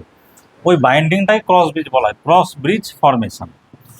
এবার হচ্ছে মুশকিলটা হচ্ছে, মানে মুশকিল না, মানে বিষয়টা হচ্ছে এরকম যে মায়োসিন মলিকিউলটা কখনো সরবে না, ও একদম ফিক্সড। মানে ধর আমার বন্ধুর সঙ্গে দেখা হলো, আমি দাঁড়িয়ে গেলাম, ভাই আমি নড়বো না, এই আমি হাত বাড়িয়ে দিলাম, তুই হ্যান্ডশেক বুঝি আমার কাছে। মানে মায়োসিন মলিকিউল কখনো সব ফিক্সড, কাকে আসতে হবে, অ্যাক্টিন মলিকিউল কাছে আসতে হবে। এবার ধর এই যে ক্রসব্রিজ ফর্মেশনটা হয় না, এটা খুব শর্ট ডিউরেশন হয়, মানে বেশিক্ষণ থাকে না, একদম মানে ফ্র্যাকশন সেকেন্ড, শর্ট ডিউরেশন। মানে অ্যাক্টিন মায়োসিনের বাইন্ডিংটা হয়ে গেল, এনার্জি শেষ, আবার খুলে গেল একটা, এটা। এবার ধর তাহলে এই মলিকিউলটা এটা হলো, এবার মায়োসিন হেডটা এখানে আছে, এবার পরে যে এই জায়গাটার সঙ্গে মানে ধর এই জায়গাটা এর সঙ্গে অ্যাটাচ করবে, তাহলে এবার দেখ অনেক দূরে হচ্ছে, তাহলে মায়োসিন কিন্তু নড়বে না। তাহলে কি করতে হবে, এই জেড লাইনটাকে সরে আসতে হবে, মানে তোকে সরে আসতে হবে, তারপরে হ্যান্ডশেক হবে, নাহলে কিন্তু হবে না। তো তুই চলে যাওয়ার কোনো অসুবিধা নেই, কিন্তু তোকে আসতে হবে, হ্যান্ডশেক করতে হলে আমার কাছে, ঠিক আছে। তাহলে এখানে ফিক্সড আছে, তো একটা হয়ে গেল, তার এই জায়গাটা পরের মানে হেডের সঙ্গে বাইন্ড করবে, ক্যালসিয়াম তো আছে, এরিয়াটা ওপেন হয়ে গেছে। তার মানে কি, যখন তাহলে একটা হলো ক্রস ব্রিজ ফর্মেশন, তারপর চলে গেল, পরেরটা আবার ক্রস ব্রিজ ফর্মেশন হবে, সেরকম অনেকগুলো ক্রস ব্রিজ ফর্মেশন হবে, বিআর ডিজি ক্রস ব্রিজ ফর্মেশন, ঠিক আছে। এটাকে বলা হয় কি বলবো, rapid and repeated cross bridge formation, মানে বারবার খুব তাড়াতাড়ি হচ্ছে।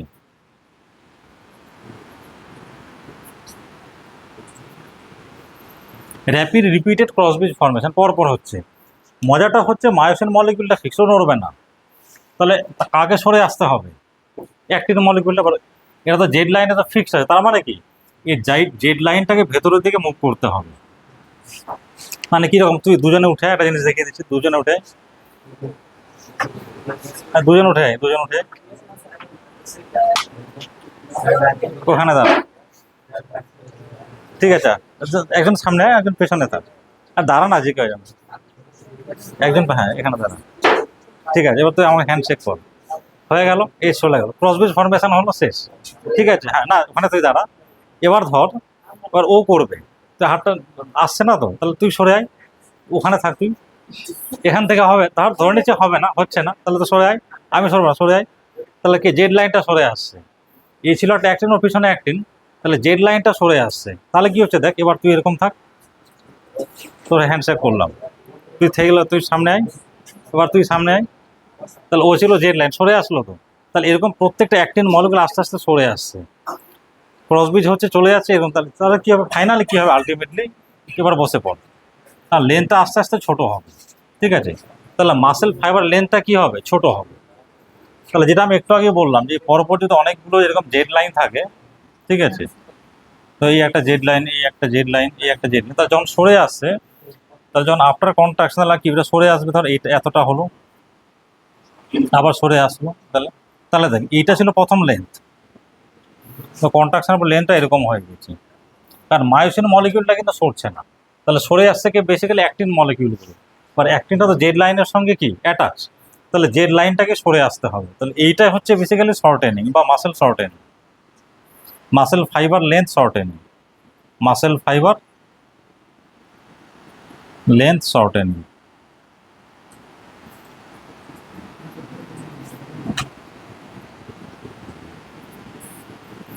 এটাই হচ্ছে বেসিক্যালি মাসেল কাউন্ট। তাহলে কি হবে, রিপিটেড এরকম ক্রস ব্রিজ ফর্মেশন হতে থাকবে, জেড লাইনগুলো সমান অ্যাক্টিন মলিকিউলগুলো সরে আসবে, মায়োসিন মলিকিউলটা ফিক্সড। তাহলে এটাই হচ্ছে বেসিক্যালি মাসেল কন্ট্রাকশন।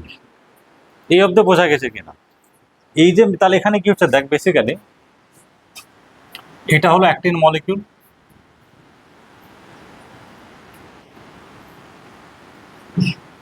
এটা হলো মায়োসিন। তাহলে এখানে কি হচ্ছে যে অ্যাক্টিন মলিকিউলটা মায়োসিনের উপরে স্লাইড করছে, স্লাইডিং করছে, তাই তো।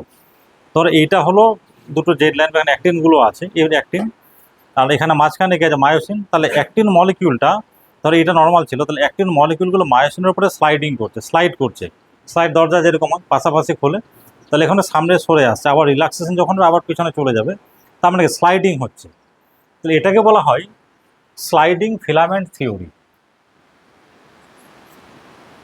Sliding filament theory. মানে এই যে মাসেল কন্ট্রাকশন মেকানিজম বললাম, এটার নাম হচ্ছে কি স্লাইডিং ফিলামেন্ট থিওরি, যেখানে অ্যাক্টিন ফিলামেন্টগুলো মায়োসিনের উপরে স্লাইড করে, কন্ট্রাকশন হচ্ছে কাছে আসবে, রিল্যাক্সেশন হলে আবার সরে যাবে। রিল্যাক্সেশনটা পরে আসে, রিল্যাক্সেশন কী করে হয়। তাহলে বোঝা গেল মাসেল কন্ট্রাকশনটা বেসিক্যালি এই থিওরিটার নাম হচ্ছে স্লাইডিং ফিলামেন্ট থিওরি, যেখানে থিন মলিকিউলগুলো বা থিন ফিলামেন্টগুলো বা অ্যাক্টিনগুলো মায়োসিন মলিকিউলের উপরে স্লাইড করে, বোঝা গেল। তাহলে এরই নাম হচ্ছে স্লাইডিং ফিলামেন্ট থিওরি। এবার দেখ, তাহলে ম্যাক্সিমাম যতটা কন্ট্রাকশন হওয়া, ধর আমি যে হাতটা নড়ালাম, তাহলে দেখো যে মাসেলটা শক্ত হয়ে যাচ্ছে, তার মানে কি মাসেল কন্ট্রাকশন করছে। মানে আমি ভাবলাম যে হাতটাকে নড়াবো, তা নড়াচ্ছি, মাসেল কন্ট্রাকশন করছে, আবার হয়ে গেল ছেড়ে দিলাম, ঠিক আছে। তাহলে এই যে মাসেল কন্ট্রাকশন হলো, তাহলে অনেকগুলো বা ম্যাক্সিমাম যতটা ক্রস ব্রিজ ফর্মেশন হওয়ার কথা হয়ে গেল। কারণ দেখ অ্যাক্টিন মায়োসিনের নাম্বারটা তো ফিক্স, ধর যদি 100টা যদি অ্যাক্টিন বা মায়োসিন থাকে, তাহলে 100টাই ক্রস ব্রিজ ফর্মেশন হবে, তার তো বেশি হবে না। তাহলে ম্যাক্সিমাম মাসেল শর্টেনিং বা কন্ট্রাকশন কখন সম্ভব, যখন ম্যাক্সিমাম ক্রস ব্রিজ ফর্মেশন হবে, যেটা ক্যালসিয়াম লাগবে। তাহলে যেই মানে ক্রস ব্রিজ ফর্মেশন হয়ে গেল আর হবে না, তাহলে মাসেল রিল্যাক্সেশন হবে। এবার দেখ রিল্যাক্সেশন হওয়ার জন্য কি অ্যাকশন পোটেনশিয়াল তো এসেছিল, চলে গেছে, ওর তো তখন স্প্রেড করে গেছে, ক্যালসিয়াম রিলিজ হয়ে গেছে, গল্প শেষ। তাহলে বেসিক যেখানে ঘটনাটা ঘটেছিল যে সার্কোপ্লাজমিক রেটিকিউলাম থেকে ক্যালসিয়াম রিলিজ হয়েছে, এবার মাসেল কন্ট্রাকশন ইজ ওভার, মানে শেষ। কখন শেষ হবে, যখন ম্যাক্সিমাম ক্রসব্রিজ ফর্মেশন হয়ে গেল, আর সম্ভব না। ধর আমি দাঁড়িয়েছিলাম, আমার 5জন বন্ধু হয়েছিল, 5জনের সঙ্গে হ্যান্ডশেক করবো, 6জন তো আর এখানে হবে না। আবার যখন আসবে পরে দেখা যাবে, ম্যাক্সিমাম 5জন হতে পারে, কি 100 জন 1000 যাই হলো, ঠিক আছে। তাহলে ক্রসব্রিজ ফর্মেশন শেষ, মানে মাসেল কন্ট্রাকশন ইজ ওভার, আর কন্ট্রাকশন হবে না। এবার কি করতে হবে, যে ক্যালসিয়াম যে রিলিজ হয়েছিল, সেই ক্যালসিয়ামটাকে আবার কোথায় নিয়ে যেতে হবে, এসআরের মধ্যে, সার্কোপ্লাজমিক রেটিকিউলাম। এবার দেখ এই যে মাসেল কন্ট্রাকশন হলো, মাসেল কন্ট্রাকশনে কি লেগেছে, এটিপি লেগেছে, এটিপি লেগেছে, তো এনার্জি লেগেছে। আগেও বলেছি কোনো বায়োলজিক্যাল সিস্টেমে যে মেকানিজমে বা যে স্টেপে এনার্জি লাগে in the form of ATP, সেটাকে আমরা কি বলি, অ্যাক্টিভ প্রসেস, সক্রিয় পদ্ধতি, বা যেখানে এনার্জি লাগে। তাহলে মাসেল কন্ট্রাকশনটা কি অ্যাক্টিভ প্রসেস।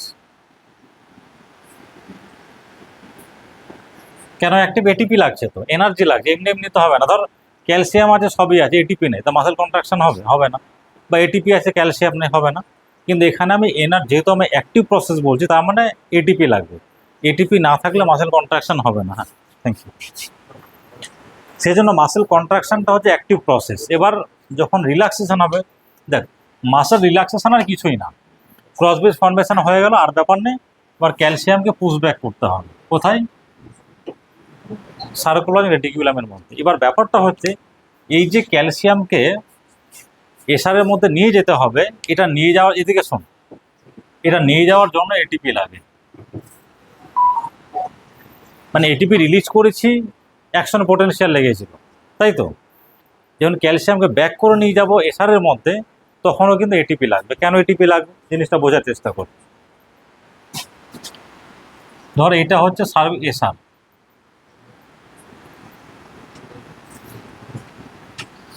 এখানে প্রচুর পরিমাণে ক্যালসিয়াম আছে। মানে ধর আমি এক্সাম্পল দিলাম, 1000 ক্যালসিয়াম আছে। মাসেল কন্ট্রাকশনের জন্য বেশি ক্যালসিয়াম লাগে না, হয়তো জাস্ট ওই 1000 ভাগের মধ্যে 1 ভাগ এসছে, 1 ইউনিট এসছে, আমি ধরে নিয়েছি ফর এক্সাম্পল।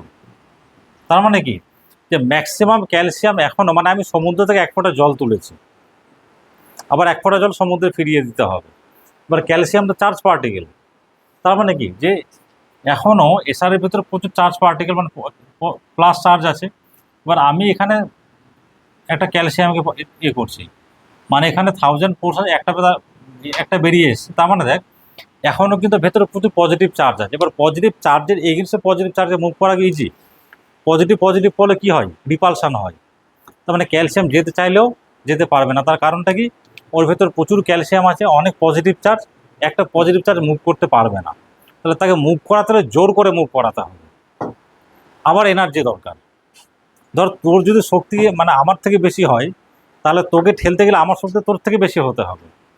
তাহলে একটা আমি চার্জকে পজিটিভ চার্জে আবার পজিটিভ চার্জের দিকে পাঠাচ্ছি, তার মানে এমনি রিপালশন হবে। তাহলে তাকে পাঠাতে গেলে আমি এক্সট্রা এনার্জি দরকার। এবং যে চ্যানেল দিয়ে এগুলো এন্ট্রি করবে ক্যালসিয়ামগুলো, সেখানে এটিপি লাগে, নাহলে ওকে মুভ করানো যাবে না। এগুলোর নাম আছে চ্যানেলগুলোর, ক্যালসিয়াম এটিপি বলে, ছেড়ে না জানলেও চলবে। তাহলে ক্যালসিয়ামকে পুশব্যাক করার জন্য আমার এটিপি দরকার। তার মানে কি, যদি এটিপি না থাকে রিল্যাক্সেশন হবে মাসেল? হবে না। তাহলে ক্যালসিয়াম যদি পার্মানেন্ট সেলের ভিতরে থাকে, তাহলে কি হবে, অ্যাক্টিন মাসেল কন্ট্রাকশন করে থেকে যাবে, রিল্যাক্সেশনই হবে না। তার মানে কন্ট্রাকশন হতে এটিপি লাগে, রিল্যাক্সেশন হতে এটিপি লাগে। তার মানে কি দাঁড়ালো, muscle contraction muscle relaxation both আর অ্যাক্টিভ প্রসেস, দুটোই হচ্ছে অ্যাক্টিভ। এটা হলো মেইন জিনিস। তাহলে কি দাঁড়ালো, ফাইনাল মেসেজটা কি দাঁড়ালো, মাসেল কন্ট্রাকশন অ্যান্ড রিল্যাক্সেশন।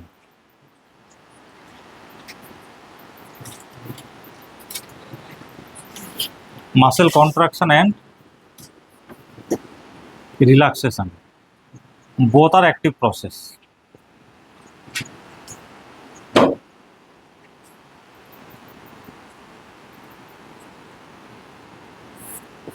মানে দুটোতেই এনার্জি লাগছে, এটাই মনে রাখবে। যেমন রেসপিরেশন পড়েছিলাম, ইন্সপিরেশনটা হচ্ছে অ্যাক্টিভ প্রসেস, এক্সপিরেশনটা প্যাসিভ প্রসেস। কিন্তু মাসেল কন্ট্রাকশন অ্যাক্টিভ প্রসেস, রিল্যাক্সেশনও অ্যাক্টিভ প্রসেস। বোঝা গেল জিনিসটা? ঠিক আছে, এবার চাটা খেয়ে তারপর বাকিটা বলছি। এতক্ষণে ভাব একটু যা যা পড়ালাম।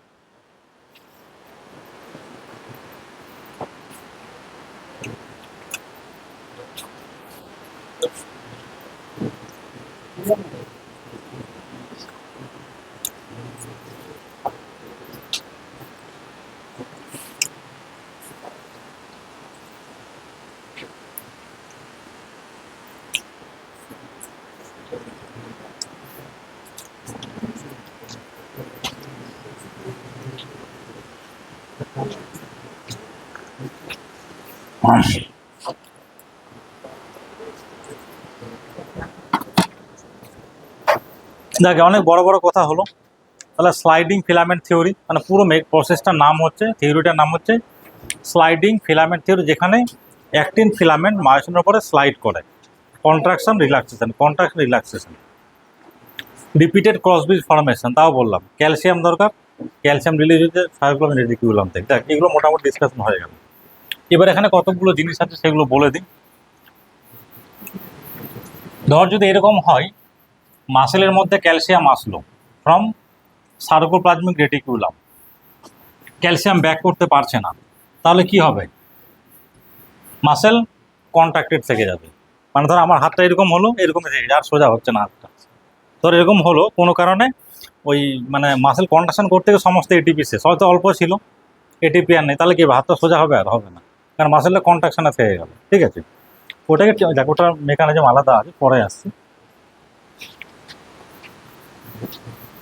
এবার দেখ, তুই অনেকক্ষণ ধরে এক্সারসাইজ কর, ধর আমি তোকে বারবার মারছি মারছি মারছি, একটা সময় পরে দেখবে হাতটা নড়াতে পারছি না। আমি ছোটোবেলা আমার দুজন বন্ধু পুকুরে স্নান করতে গেছে, তো একজন বলছে যে তুই আমাকে যতই মার আমার কিছুই হবে না। ঠিক আছে, বলছে আর চ্যালেঞ্জ নিয়ে নেবে। এখন মারতে শুরু করেছে, মেরে ও দাঁড়িয়ে আছে, ওর কিচ্ছু হচ্ছে না। ও মেন্টালি ডিটারমিন্ড যে আমার কিচ্ছু হবে না। যে মারছে সে এবার কাঁদছে, কারণ আর মারতে পারছে, এনার্জি নেই, আর থামলে ফাইন দিতে হবে, একটা বেড হয়ে গেছে, না হলে 100 টাকা দিতে হবে। ও বেচারা ছাড়তেও পারছে না, মারতে পারছে না, কেঁদে যাচ্ছে, একটা সময় পর এক্সস্টেড। তো তার মানে কি দেখ, এই যে বারবার কন্ট্রাকশন রিল্যাক্সেশন হচ্ছে, একটা সময় এটিপি শেষ হয়ে যাবে। তো এটিপি তো সাপ্লাই আছে, তাহলে কি হবে, কন্ট্রাকশন আর রিল্যাক্সেশন হবে না, ফ্যাটিক হয়ে যাবে মাসেলটা। তখন ও যে হাতে এরকম মারবে, সে এনার্জিটা তার নেই।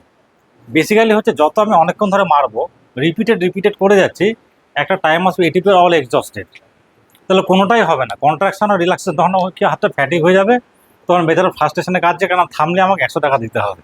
ঠিক আছে, এইটা হচ্ছে মেকানিজম, যে এটিপি শেষ হয়ে গেছে। এবার দেখ, অনেকক্ষণ আমরা ধর গরমে দাঁড়িয়ে থেকে কাজ করি, বাইরে প্রচুর ঘাম হয়েছে, দেখবি পায়ের মধ্যে প্রচণ্ড ব্যথা শুরু হয়, লেগ ক্র্যাম্প হয়।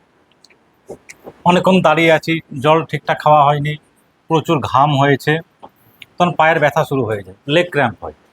বাড়িতে আসলাম, স্নান করলাম, জল খেলাম, খাওয়া দাওয়া করলাম, ঘুমালাম, রেস্ট করলাম, দেখালো কয়েক ঘন্টা পর আবার নিজে নিজে ঠিক হয়ে গেল। মেকানিজমটা কি, এবার জিনিসটা বলার চেষ্টা করি।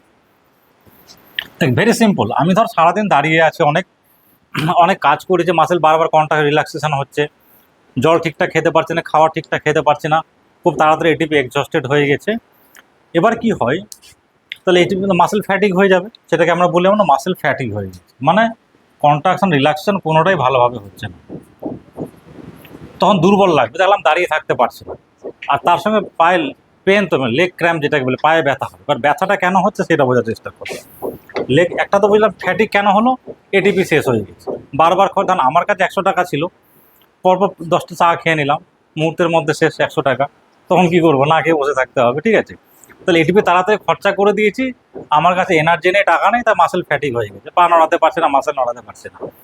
পায়ে ব্যথাটা কেন হয় সেটা আবার বোঝার চেষ্টা করি। এবার দেখ, এই যে এটিপি আমার কিভাবে তৈরি হয়, আজ আমি বিভিন্ন রকম খাবার খাই, কার্বোহাইড্রেট, প্রোটিন, ফ্যাট খাই, খাবারগুলো খাই। তো কার্বোহাইড্রেট বেসিক্যালি কে থাকে, গ্লুকোজ থাকে। কার্বোহাইড্রেটের বিল্ডিং ব্লক কি, গ্লুকোজ। গ্লুকোজ সেলের ভিতরে গিয়ে ধর, এইটা হলো সেল, মাসেল সেলে ধর, এখানে যেটা মাসেল, আমরা মাসেল সেল হোক আর সেল, সে তো সেলই। অ্যাকচুয়ালি কি হয়, যখন মাসেলের ভিতরে গ্লুকোজ এন্ট্রি করলো, দেখ প্রথমে কি আমরা খাবার খেলাম, কার্বোহাইড্রেট, ভাত খাচ্ছি, রুটি খাচ্ছি, প্রথমে পেটের মধ্যে ডাইজেশন হয়, বড় বড় স্টার্চ মলিকিউল ভেঙে ছোটো ছোটো গ্লুকোজে পরিণত হলো, সেটা এবার অ্যাবজর্পশন হলো, পোর্টাল সার্কুলেশন দিয়ে লিভারে যাবে। ঠিক আছে, এবার লিভার থেকে গ্লুকোজটা এবার ব্লাডে ছড়িয়ে যাবে, এবার ব্লাড থেকে সেলের মধ্যে, ব্লাড তো সব জায়গায় যাচ্ছে, এবার ব্লাড কি করবে, ওই গ্লুকোজ মলিকিউলগুলো প্রত্যেকটা সেলের মধ্যে পৌঁছে দেবে, তার মধ্যে মাসেল সেলও। তাহলে মাসেল সেলের মধ্যে গ্লুকোজ এসছে। এখানে একটা জিনিস খালি বলে রাখি, এই যে মাসেল সেলের মধ্যে গ্লুকোজ এন্ট্রি হচ্ছে, এটার জন্য ইনসুলিন দরকার। মানে ধর আমি খেলাম, গ্লুকোজ পেটের মধ্যে ভেঙে গেল, সার্কুলেশন অ্যাবজর্পশন হলো, পোর্টাল সার্কুলেশন লিভারে আসলো, লিভার থেকে হার্টে গেল, রাইট সাইড, তারপরে লেফট সাইড হার্টে, গোটা ব্লাডের মাধ্যমে গোটা বডিতে গ্লুকোজটা ছড়িয়ে পড়ছে। এবার মাসেলের মধ্যে ব্লাড সাপ্লাই আছে, সেখানে গ্লুকোজ যাচ্ছে, এবার সেই ব্লাড থেকে গ্লুকোজের এই সেলের মধ্যে, মাসেল সেলের মধ্যে গ্লুকোজ এন্ট্রি হতে হবে, সে গ্লুকোজ এন্ট্রি করার জন্য ইনসুলিন দরকার। এটা জানি না, কারণ এরপরে হরমোন চ্যাপ্টার পড়াবো, সেই জন্য বলে দিলাম। তাহলে ইনসুলিনের রোলটা হচ্ছে শুধুমাত্র গ্লুকোজকে সেলের মধ্যে এন্ট্রি করা, আর কোনো কাজ নেই ইনসুলিন, আরও অনেক কাজ আছে, কিন্তু ইনসুলিনের বেসিক কাজ হলো, যদি কারো ইনসুলিন না থাকে, তাহলে গ্লুকোজ কি সেলের মধ্যে আসবে, তাহলে ব্লাডে কী হবে, গ্লুকোজ বাড়তে শুরু করবে। তাহলে কারো যদি ইনসুলিন কম থাকে বা কাজ না করে, তাহলে কী হবে, ব্লাডে গ্লুকোজ বাড়বে, যেটাকে আমরা কী বলি, পেশেন্টের সুগার হয়ে গেছে, ডায়াবেটিস হয়ে গেছে। তো ইনসুলিনের কাজ হচ্ছে ওটাই, শুধুমাত্র গ্লুকোজকে সেলের মধ্যে এন্ট্রি করিয়ে দেওয়া। কী করে এন্ট্রি করে সেটা হরমোন চ্যাপ্টারে পড়বো গিয়ে। এবার সেলের মধ্যে গ্লুকোজে কী হয়, প্রথমে গ্লাইকোলিসিস হবে, পড়াবো গ্লাইকোলিসিস, তো আমি পড়াবো, এখানে অনেকগুলো স্টেপ আছে। আলটিমেটলি কি পাইরুভেট তৈরি হয়, পাইরুভেট। এই প্রসেসটা কোথায়, সাইটোপ্লাজমে হয়। সেলের ভেতরে কি আছে, মাইটোকন্ড্রিয়া আছে, মাইটোকন্ড্রিয়াগুলো এরকম দেখতে হয়।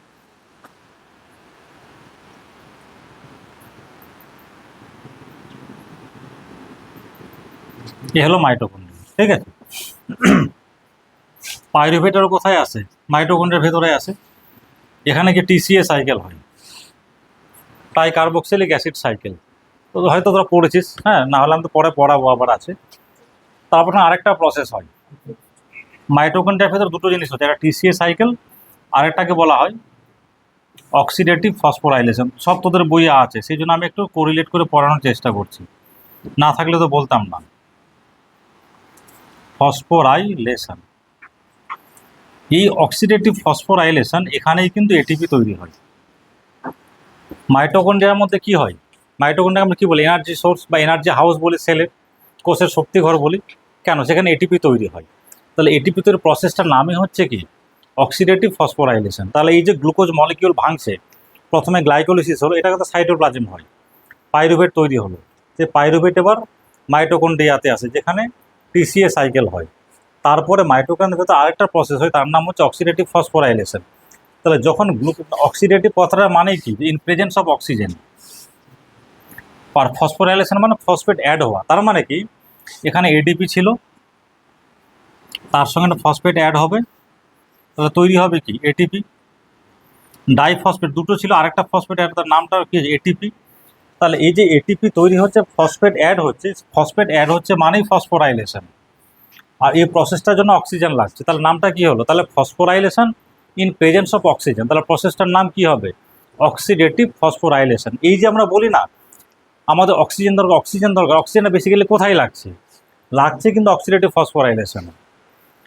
এই যে আমরা ফুসফুস দিয়ে অক্সিজেন নিচ্ছি, সেলের মধ্যে যাচ্ছে অক্সিজেন, অক্সিজেনটা কোথায় লাগছে, অনেকগুলো স্টেপ আছে, তার মধ্যে একটা স্টেপ হলো অক্সিডেটিভ ফসফোরাইলেশন। মানে যদি অক্সিজেন থাকে তো এটিপি তৈরি হবে, যদি না থাকে এটিপি তৈরি হবে না। তাহলে যখনই বডিতে অক্সিজেন ডেফিসিয়েন্সি হয়, তাহলে এই প্রসেসগুলো হ্যাম্পার্ড হবে, তখনই আমাদের শ্বাসকষ্ট শুরু হয়, জোরে জোরে অক্সিজেন নেওয়ার চেষ্টা করি, ঠিক আছে। তাহলে কি দাঁড়ালো, গ্লাইকোলিসিস হচ্ছে সাইটোপ্লাজমে, আর টিসিএ সাইকেল বা ট্রাইসাইক্লিক অ্যাসিড সাইকেল যেটা হয়, আর অক্সিডেটিভ ফসফোরাইলেশন এই দুটো কোথায় হচ্ছে মাইটোকন্ড্রিয়ার ভিতরে, এখানে এটিপি তৈরি হয়। আর হয়তো একটা জিনিস পড়বে, আমি পড়াবো তোদের, কোনো অসুবিধা নেই। একটা গ্লুকোজ মলিকিউল থেকে মোটামুটি 36 বা 38, 36ই ধর, 36 মলিকিউল অফ এটিপি তৈরি হয়। মানে আমি যে ভাত খাচ্ছি, রুটি খাচ্ছি বা কার্বোহাইড্রেট খাচ্ছি, একটা গ্লুকোজ মলিকিউল থেকে আমার 36 মলিকিউল অফ এটিপি তৈরি হচ্ছে। সেই এটিপিটা বিভিন্ন রকম প্রসেসে ইউটিলাইজ করছি, তার মধ্যে একটা প্রসেস হলো কি আমার মাসেল কন্ট্রাকশন রিল্যাক্সেশন। বোঝা গেল? এবার দেখ, যদি কোনো কারণে অক্সিজেনের সাপ্লাই কমে যায় তাহলে কি হবে, এই প্রসেসটা পুরোপুরি বন্ধ হয়ে যায়, মানে পাইরুভেটার এর মধ্যে এন্ট্রি করবে না, কারণ অক্সিজেন নেই, তো তাহলে এই প্রসেসটাই হবে না, পুরোটাই বন্ধ হয়ে গেছে। তখন কি হয়, এই পাইরুভেটার জিনিস তৈরি হয়, মানে এই জিনিসটা তখন বন্ধ হয়ে গেল, মানে এটা হলো ইন প্রেজেন্স অফ অক্সিজেন। আর যদি অক্সিজেন সাপ্লাই বন্ধ হয়ে যায় তাহলে বাকি প্রসেসটা আর হবে না, পাইরুভেট তখন ল্যাকটিক অ্যাসিডে কনভার্ট হয়ে যায়। তোদের বইয়ে আছে, আমি যদি পড়াই তো পড়াবো এগুলো কী করে হয় ল্যাকটিক অ্যাসিড, ঠিক আছে। তার মানে এবার কী দাঁড়ালো জিনিসটাতে, এতক্ষণ আমি কি বলতে চাইলাম, তার মানে যদি কোষের মধ্যে, সেলের মধ্যে অক্সিজেনের সাপ্লাই কমে যায় তাহলে এটিপি প্রোডাকশনটা কমে যাবে, তাহলে বেসিক্যালি তৈরি হবে ল্যাকটিক অ্যাসিড। আর ল্যাকটিক অ্যাসিড তৈরি হলে মাত্র দুটো এটিপি পাওয়া যায়। দেখ, অক্সিজেন থাকলে আমি কতগুলো এটিপি পাচ্ছিলাম, 36টা। অক্সিজেন নেই, তাহলে মাত্র আমি দুটো এটিপি পাচ্ছি। তোদের বই আছে, যদি আমি পড়াই, আমি পড়াবো ওখানে মেকানিজমগুলো, ঠিক আছে। তার মানে কি, দেখ যখন আমার বেশি টাকা নেই, আমার কাছে আগে 100 টাকা ছিল রাজার মতো বাঁচতে, এখন টাকা নেই গরিবের মতো বাঁচি, কিন্তু খেয়ে তো বাঁচি। আগে বিরিয়ানি খেতে, এখন পান্তা ভাত খাই, নুন ভাত খাই, কিন্তু খাচ্ছি। তাহলে যেখানে আমার অক্সিজেন নেই, অক্সিজেন থাকলে আমি 36 মলিকুল এটিপি পাচ্ছিলাম, অক্সিজেন নেই, আমি দুটো এটিপি পাচ্ছি, কিন্তু পাচ্ছি, শরীর চেষ্টা করছে কিছুটা সাপ্লাই দেওয়া। এবার দেখ, তার মানে যখন আমি অনেকক্ষণ ধরে কাজ করছি, এক্সস্টেড, আমি জল ঠিকঠাক খাইনি, জল কমে গেছে, ব্লাড ভলিউম কমে গেছে, তাহলে মাসেলের মধ্যে অক্সিজেনও কম যাবে। আর রিপিটেড কাজ করছে, বারবার এটিপি এক্সস্টেড হয়ে যায় যেটুকু ছিল, তার মানে একটা সময় আসবে এটিপি যেমন কমবে, আর এই প্রসেসটা কমে যাওয়ার জন্য তাহলে কী হবে, সেলের ভিতরে ল্যাকটিক অ্যাসিড জমতে থাকবে। তার মানে মাসেল সেলের মধ্যে এবার আমার, পায়ের সেলের মধ্যে এবার আমার ল্যাকটিক অ্যাসিড জমছে। এই ল্যাকটিক অ্যাসিডের জন্যই কিন্তু পায়ে ব্যথাটা শুরু হয়, এটাকে বলা হয় ল্যাকটিক অ্যাসিডোসিস। এই কন্ডিশনটার নাম হচ্ছে ল্যাকটিক অ্যাসিডোসিস। সেলের মধ্যে যদি যে কোনো কারণে যদি অক্সিজেনের সরবরাহ কমে যায়, ব্লাডে হু হু করে ল্যাকটিক অ্যাসিড বাড়তে শুরু করে। ধর একটা পেশেন্ট খাওয়া দাওয়া করেনি, জ্বর হয়েছিল, বমি করেছে, পায়খানা করেছে, দুদিন খায়নি, প্রেশার একদম মানে সামান্য প্রেশারে দুদিন ধরে কোনো মতো পেশেন্ট বেঁচে আছে, আমার কাছে আসলে পেশেন্ট দাঁড়াতে পারছে না, শক্তি নেই, প্রেশার দেখলাম প্রেশার পাচ্ছি না, সে সময় ব্লাডে ল্যাকটিক অ্যাসিড দেখছি প্রচুর পরিমাণে ল্যাকটিক অ্যাসিড বেড়ে যায়। তার কারণটা কি? জল কম শরীরে, সেলের মধ্যে ব্লাড কম যাচ্ছে, মানে অক্সিজেন কম যাচ্ছে, তার মানে গ্লুকোজ মলিকিউলটা ল্যাকটিক অ্যাসিডে কনভার্ট হয়ে যাচ্ছে। তাহলে কোনো পেশেন্টের শরীরে ব্লাড ফ্লো ঠিকঠাক আছে কি না, বা প্রেশারটা অনেকক্ষণ ধরে কমে আছে কি না, সেটা আমরা কী করে বোঝা যায়? ল্যাকটিক অ্যাসিড দেখেই বুঝে যায় যে ল্যাকটিক অ্যাসিড কমে গেছে, মানে পেশেন্ট ক্র্যাশ করছে। ল্যাকটিক অ্যাসিড মেজার করা যায় আমাদের আইসিইউ সেট আপগুলোতে, মেশিন থাকে এবিজি মেশিন, সেখানে 10 সেকেন্ডে বোঝা হয়ে যায় ল্যাকটিক অ্যাসিড, বেশি টাইম লাগে না, 10 থেকে 30 সেকেন্ড লাগে। ঠিক আছে, তো ল্যাকটিক অ্যাসিড ব্লাডে বেড়ে গেছে মানে ব্লাডে, মানে শরীরে জলের কমতি আছে, মানে ব্লাড কমে গেছে, মানে অক্সিজেন যেতে পারছে না, সোজা বাংলা কথা। ঠিক আছে, তাহলে সেই জন্য মাসেল, এবার তো বাড়িতে গেলে খাওয়া দাওয়া করলে জল খেলে ব্লাড ফ্লো ঠিক হয়ে গেল, জল বেড়ে গেল, অক্সিজেন সরবরাহ হচ্ছে, আবার এটিপি ঠিকঠাক তৈরি হয়ে গেছে, আবার মাসেল আগের মতো ফিরে আসবে। বোঝা গেল জিনিসটা?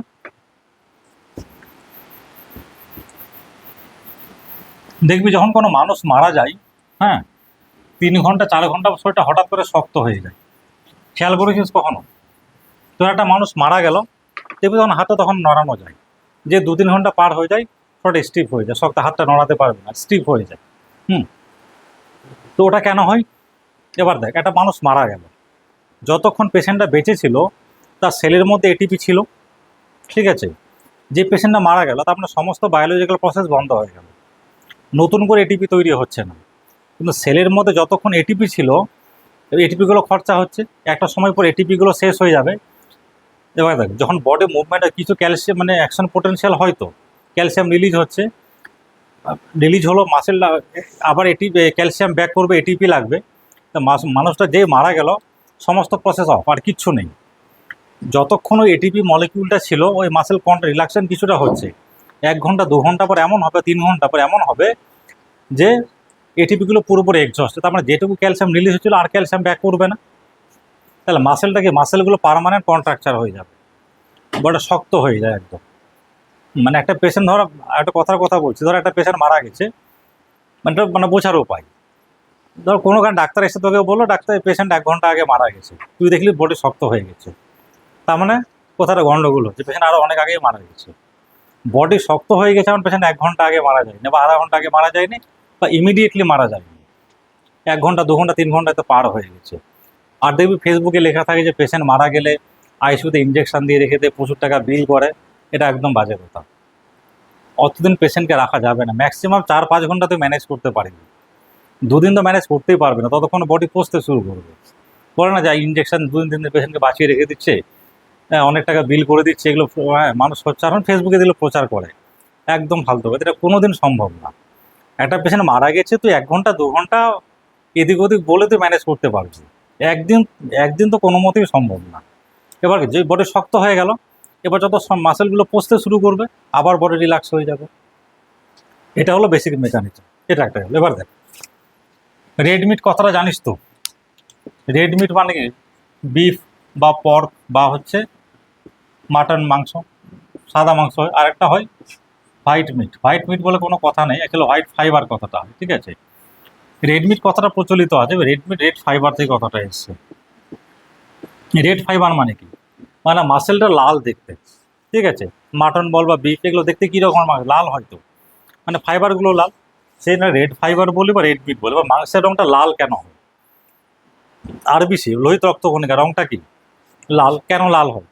আয়রন থাকে, আগের দিনই বলেছিলাম, হিমের মাঝখানে কে থাকে? আয়রন থাকে, ফেরাস ফর্মে থাকে, আয়রন থাকে বলেই লাল হয়। আমাদের শরীরে যে জিনিসের যেখানে দেখবে রেড কথাটা লেখা আছে বা লাল লেখা আছে, তুই ধরে নিবি সেখানে ক্যালসিয়াম। যেমন আমাদের ব্রেনের মধ্যে একটা এরিয়া থাকে, রেড নিউক্লিয়াস বলা হয়, তোদের বোঝে নেই।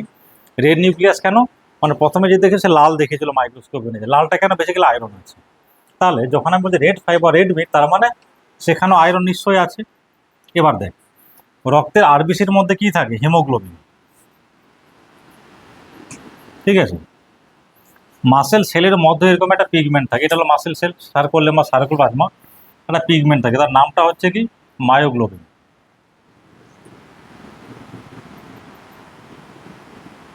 অ্যাকচুয়ালি হিমো কথাটা মানে হিম কথাটা মানে হচ্ছে ব্লাড, তাহলে যে গ্লোবিনটা ব্লাডে থাকে তার নামটা হয়ে গেল হিমোগ্লোবিন। আর যে গ্লোবিনটা মায়ো মানে কি? মাসেল। তাহলে যে গ্লোবিনটা মাসেলের মধ্যে থাকবে তার নাম কি হয়ে যাবে? মায়োগ্লোবিন। তাহলে হিমোগ্লোবিন মায়োগ্লোবিন একই জিনিস। হিমোগ্লোবিনের কাজ কি? হিমের মাঝখানে কি ছিল? ফেরাস ফর্মে আয়রন ছিল, তাই তো? এর কাজ হলো অক্সিজেন ট্রান্সপোর্ট করা, ঠিক আছে? তাহলে মায়োগ্লোবিনের মাঝখানেও কি আছে? আয়রন আছে, ফেরাস ফর্ম। আয়রন আছে বলে রেড। তাহলে এর কাজটা কি? অক্সিজেনের সঙ্গে বাইন্ড করা, মানে অক্সিজেন স্টোর। এবার দেখ, মাসেলের মধ্যে তো অক্সিজেন দরকার, তাহলে অক্সিজেন যখন তাকে স্টোর করে রাখতে হবে, কারণ বাইন্ড করতে হবে, তো সেই বাইন্ডিংয়ের কাজটা কে করে? স্টোরের কাজটা কে করে? মায়োগ্লোবিন। তাহলে যে মাসেলের মধ্যে মায়োগ্লোবিন আছে বেশি, আয়রন বেশি আছে, আয়রনের কাজটাকে অক্সিজেন স্টোর করে রাখা, অক্সিজেন ইউটিলাইজ করা, তাহলে রঙটা কি হবে? রেড হবে। এবার দেখ, অক্সিজেন বেশি আছে মানে কি? মানে বেশি বেশি এটিপি তৈরি করছে। এটিপি তৈরি করতে গেলে কার দরকার? মাইটোকন্ড্রিয়া দরকার। আর মাইটোকন্ড্রিয়ার মধ্যে TCA cycle plus oxidative phosphorylation. তাহলে যে মাসেল হচ্ছে রেড ফাইবার বা রেড মিট, তার মধ্যে কি আছে? মায়োগ্লোবিন আছে, আয়রন আছে, প্লাস তার সঙ্গে এখানে প্রচুর পরিমাণে মাইটোকন্ড্রিয়া আছে। কারণ মাইটোকন্ড্রিয়া যদি না থাকে তাহলে এটিপি তৈরি হবে? হবে না। তাহলে রেড ফাইবারের কনসেপ্টটাই কি? দেখতে রেড হবে। কেন রেড? মায়োগ্লোবিন আছে। মায়োগ্লোবিনের কাছে এখানে আয়রন আছে, অক্সিজেন স্টোর করে রাখা, ঠিক আছে? আর যেহেতু প্রচুর পরিমাণে এটিপি লাগবে, তাহলে এটিপি তৈরির মেশিনটাও লাগবে, সেটা হচ্ছে মাইটোকন্ড্রিয়া। তাহলে রেড ফাইবারের মধ্যে মাইটোকন্ড্রিয়া বেশি থাকবে, মায়োগ্লোবিন আছে, অক্সিজেন স্টোর আছে। আর যেগুলো রেড ফাইবার, তাহলে সেখানে মায়োগ্লোবিন থাকবে? থাকবে না। তো মায়োগ্লোবিন নেই, তার মানে কি? Less mitochondria. মাইটোকন্ড্রিয়া কম, কারণ অক্সিজেনই তো নেই, তাহলে বেশি এটিপি তৈরি করতে পারবে না, কারণ মাইটোকন্ড্রিয়া কম থাকতে হবে, তাহলে লেস মাইটোকন্ড্রিয়া। কিন্তু এখানে কি বেশি আছে? সার্কোপ্লাজমিক রেটিকুলামটা বেশি আছে। তার কারণটা কি? আর যাই হোক, মানে যেহেতু সাপ্লাই বেশি আছে, ক্যালসিয়াম সাপ্লাই দিয়ে মাসেল কন্ট্রাকশনটা করে নেবে। বোঝা গেল? তো তোদের বইয়ে রেড ফাইবার হোয়াইট ফাইবারের পার্থক্যটাই দেওয়া আছে। রেড ফাইবারে মাইটোকন্ড্রিয়া বেশি, এসআর কম, আর এখানে লেস মাইটোকন্ড্রিয়া, মোর সার্কোপ্লাজমিক রেটিকুলাম। এটা তোদের বইয়ে লেখা আছে। দেখি আর কিছু বাদ গেল পয়েন্ট এখান থেকে। আচ্ছা, ঠিক আছে। প্লেন্টি মাইটোকন্ড্রিয়া, পার্পল হোয়াইট, হ্যাঁ ঠিক আছে। দুটো কথা খালি বলতে ভুলে গিয়ে মানে আছে।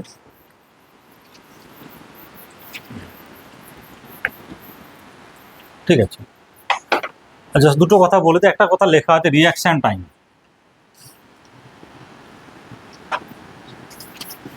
রিয়াকশন টাইম কিছুই না, এই যে মাসেল কন্ট্রাকশন রিল্যাক্সেশন হচ্ছে, এই টাইমটাকে বলছে আমরা রিয়াকশন টাইম, ঠিক আছে?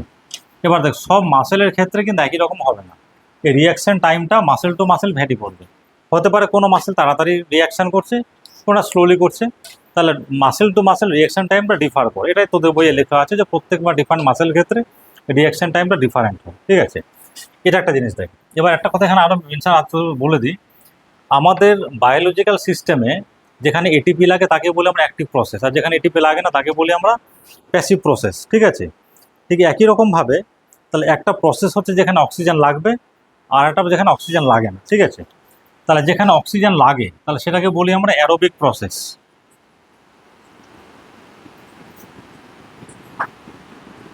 অ্যারো কথাটার মানে কি? এয়ার।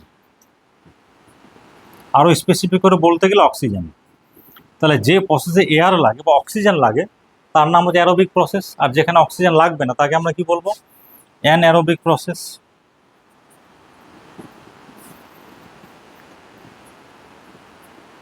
বোঝা গেল? তাহলে অ্যারোবিক অ্যানারোবিক। এবার দেখ, যখন অক্সিজেন সাপ্লাই আছে তাহলে প্রথমে গ্লাইকোলিসিস হবে, তারপরে পাইরুভিক অ্যাসিড কোথায়? মাইটোকন্ড্রিয়ার ভেতরে যাবে, সেখানে টিসিএ সাইকেল হবে, অক্সিডেটিভ ফসফোরাইলেশন, ঠিক আছে?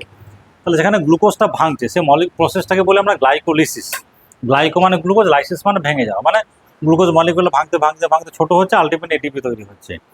তাহলে যখন অক্সিজেন থাকবে তাকে আমরা কি বলবো? Aerobic glycolysis. তখন আমরা কতটা এটিপি পাবো? 36 মলিকুল অফ এটিপি। তাহলে সেটাকে বলছি আমরা অ্যারোবিক গ্লাইকো। অর্থাৎ অক্সিজেন কম বা নেই, তখন তাহলে কী হবে? টিসিএ সাইকেল আর হবে না, তাহলে কী হবে? পাইরুভিক অ্যাসিড হবে, দুটো মলিকুল অফ এটিপি পাবো, তাহলে তখন সেটাকে বলবো আমরা অ্যানারোবিক গ্লাইকোলাইসিস। তাহলে যদি আমরা এরকম বলি অ্যারোবিক গ্লাইকোলাইসিস মানে অক্সিজেনের প্রেসেসে গ্লাইকোলাইসিস হয়েছে, তাহলে আমরা কত? 36 মলিকুল অফ এটিপি পাবো।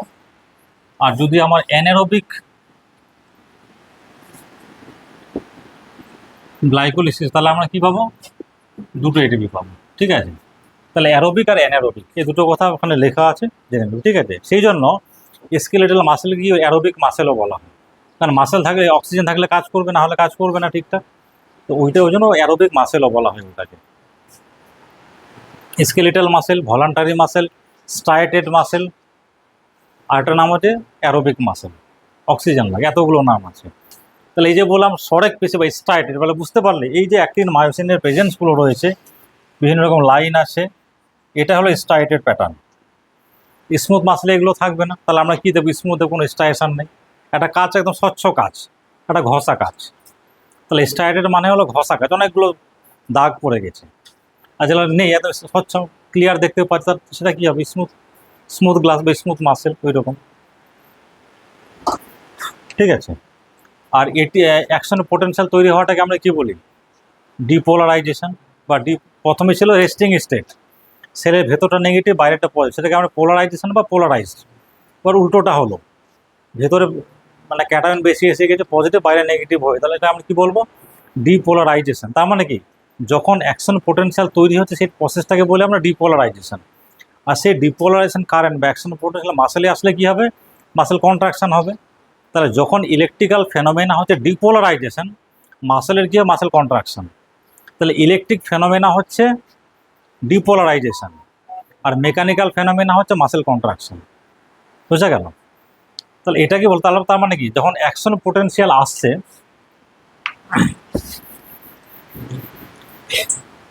তাহলে অ্যাকশন পোটেনশিয়াল আসছে, এটাকে আমরা ইলেকট্রিক্যাল ইভেন্ট, তাই তো? ইলেকট্রিক্যাল ইভেন্ট, বা এটাকে বলি আমরা এক্সাইটেশন। এক্সাইটেশন মানে উত্তেজিত হওয়া। সেই এক্সাইটেশন যখন মাসেলে আসছে, তাহলে অ্যাকশন পোটেনশিয়াল এক্সাইটেশন মাসেলে আসলো, মাসেলের কি হচ্ছে? কন্ট্রাকশন হচ্ছে। তাহলে এটাকে বলি আমরা ডিপোলারাইজেশন। ডিপোলারাইজেশন, বা এটাকে আমরা বলতে পারি ডিপোলারাইজেশন কারেন্ট।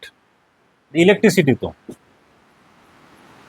তাহলে যখন ডিপোলারাইজিং কারেন্ট মাসেলের মধ্যে আসবে, মাসেলের কন্ট্রাকশন হবে। তাহলে এটা হলো ইলেকট্রিক্যাল ফেনোমেনা, এটা হলো মেকানিক্যাল ফেনোমেনা। এই জিনিসটাকে বলা হয় এক্সাইটেশন কন্ট্রাকশন কাপলিং। এক্সাইটেশন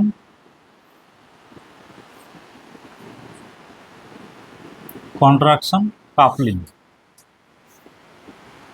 কাপল কথাটার মানে কি? জোড়া, তাই তো? কাপল মানে জোড়া, তাহলে কাপলিং মানে এখানে জোড়া বা সমন্বয় সাধন, মানে ইলেকট্রিক্যাল এনার্জি মেকানিক্যাল এনার্জিতে কনভার্ট হয়েছে। তাহলে যখন সিগন্যাল আসছে, অ্যাকশন পোটেনশিয়াল মাসেলে আসলো, মাসেল কন্ট্রাকশন হলো, তাহলে ডিপোলারাইজিং কারেন্ট আসছে, তাহলে সেটাকে বলছি আমরা এক্সাইটেশন, এটা কন্ট্রাকশন। তাহলে এই যে মাসেল মেকানিজম, যেটা কন্ট্রাকশন মেকানিজম পড়লাম, যার নাম হচ্ছে স্লাইডিং ফিলামেন্ট থিওরি, সেটাকে আরেকটা কি বলতে পারি? এক্সাইটেশন কন্ট্রাকশন কাপলিং, মানে উত্তেজনা আর সংকোচন দুটোর সমন্বয় সাধন হয়েছে। বোঝা গেল? তাহলে এবার তো হার্টে চলে যা, এসএ নোড একটা অ্যাকশন পোটেনশিয়াল তৈরি হলো, এবার ছড়িয়ে পড়ছে, তা হার্টের কন্ট্রাকশন হলো। তাহলে এসএ নোড বা পেসমেকার ইলেকট্রিসিটি তৈরি করেছে, মানে অ্যাকশন পোটেনশিয়াল, এ থেকে ভেন্ট্রিকেলের কন্ট্রাকশন হলো। তো এটাকে আমরা কি বলবো? Excitation contraction coupling. এবার দেখ, এই যে মাসেল মেকানিজম পড়লাম, হার্ট মাসেলটাকে স্ট্রাইটেড, কার্ডিয়াক মাসেল ইনভলান্টারি, এখানে যে মেকানিজম পড়লাম same mechanism is applied for cardiac muscle. Cardiac মাসেলে যখন অ্যাকশন পোটেনশিয়াল আসবে পেসমেকার থেকে, তখনই মাসেলের কন্ট্রাকশন হবে। তার মানে কি, যে ইলেকট্রিক্যাল ফেনোমেনা হচ্ছে ডিপোলারাইজেশন, মানে এসএ নোড ডিপোলারাইজিং কারেন্ট তৈরি করছে, এদিকে ভেন্ট্রিকেল কন্ট্রাকশন হচ্ছে। তাহলে যখন আমরা ইসিজি পড়বো, তাহলে ইসিজিতে বেসিক্যালি আমরা কোনটা রেকর্ড করি? মেকানিক্যাল ইভেন্টটাকে রেকর্ড করি না, কিন্তু আমরা ইসিজিতে আমরা কোনটা রেকর্ড করি? ইলেকট্রিক প্যাটার্নটাকে। এই যে ডিপোলারাইজিং কারেন্ট আসছে, প্রথমে পোলারাইজিং ছিল, ডিপোলারাইজেশন হলো, ইসিজিতে ওই জিনিসটাকে রেকর্ড করা হয়। মানে এই যে আমরা অ্যাকশন পোটেনশিয়াল আগের দিন পড়েছিলাম, প্রথমে রেস্টিং ছিল, তারপরে অ্যাকশন পোটেনশিয়াল হলো, এই মেকানিজমটাকে আমরা ইসিজিতে রেকর্ড করি। ঠিক আছে, তাহলে ইসিজিতে কিন্তু আমরা মেকানিক্যাল ইভেন্ট আমরা দেখি না। ইসিজি হচ্ছে টিপিক্যালি আমরা হার্টের অ্যাকশন পোটেনশিয়ালটাকে রেকর্ড করি, যে প্যাটার্নটা ভেরিয়েশন দেখে আমরা ডায়াগনোসিস করতে পারি যে পেশেন্টের হার্টের মধ্যে কী প্রবলেম হচ্ছে। সেই জন্য ইসিজিটা তখন আমি পড়াইনি। এবার যদি ইসিজি পড়াই, দেখো দারুণ ইন্টারেস্টিং লাগবে। আচ্ছা, তো নেক্সট ক্লাস কটা থেকে? হ্যাঁ, দেয়নি না? আর কি বলছিস, কটা থেকে? ঠিক জান, ঠিক আছে তাহলে। আর তো কোনো প্রশ্ন থাকলে বল।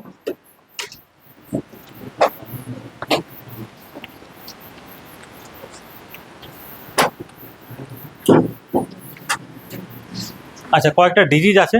এবার দেখ, স্কেলেটাল সিস্টেম আজকে আর পড়াবো না, মানে কঙ্কাল তন্ত্র যেটা, ওটা একদম নেক্সট ক্লাসে পড়াবো, একদম শেষ না, শুরু করলে শেষ হবে না। ওটা একবার না পড়ালে না মজা লাগবে না, ঠিক আছে? তো কয়েকটা ডিজিজের কথা লেখা আছে, 10 মিনিটে খালি শেষ করে দিই, বেশিক্ষণ লাগবে না। হ্যাঁ, বেশি মেয়ে তোদের বইয়ে। প্রথম ডিজিজটার নাম হচ্ছে মায়াস্থেনিয়া গ্রাভিস।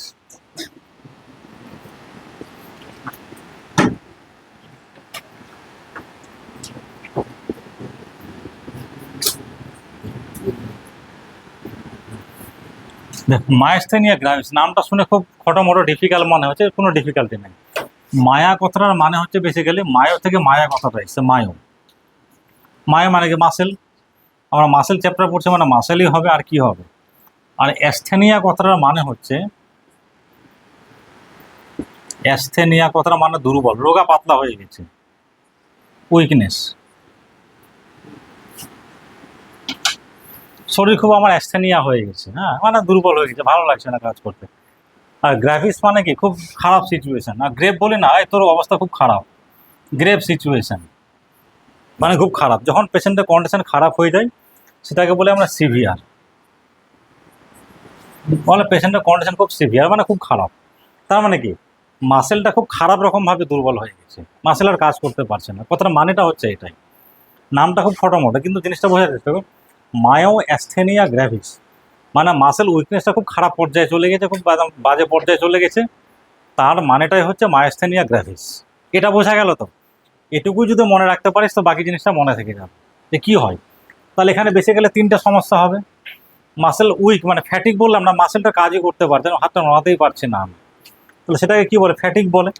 মাসেলটা ফ্যাটিক হয়ে গেছে। ফ্যাটিক হয়ে যাবে না দুর্বল হয়ে যাবে, আমি কাজ করছিলাম আর পারছি না, আমার খুব ফ্যাটিক লাগছে আমার। তাহলে তারপরে উইকনেস হয়ে যাবে। আলটিমেটলি মাসেলটা প্যারালাইসিস হয়ে যাবে, মানে মাসেলটা আর কাজই করতে পারছে না, ঠিক আছে? তাহলে মায়াস্থেনিয়া গ্রাভিসের 3টে main symptom: fatigue, weakness, paralysis. নামটা থেকেই তুই মনে রাখতে পারবি, একদম সিম্পল। সেই জায়গায় বলে দিলাম। এবার এটা কী হয়, কেন হয় এটা মায়াস্থেনিয়া গ্রাভিস? এটা বেসিক্যালি কিছুই না। তোদের বইয়ে কতটা লেখা আছে? 2টো লাইন লেখা আছে এখানে, বেশি বলে লাভ নেই, ঠিক আছে? এই অসুখটা হচ্ছে অটো ইমিউন।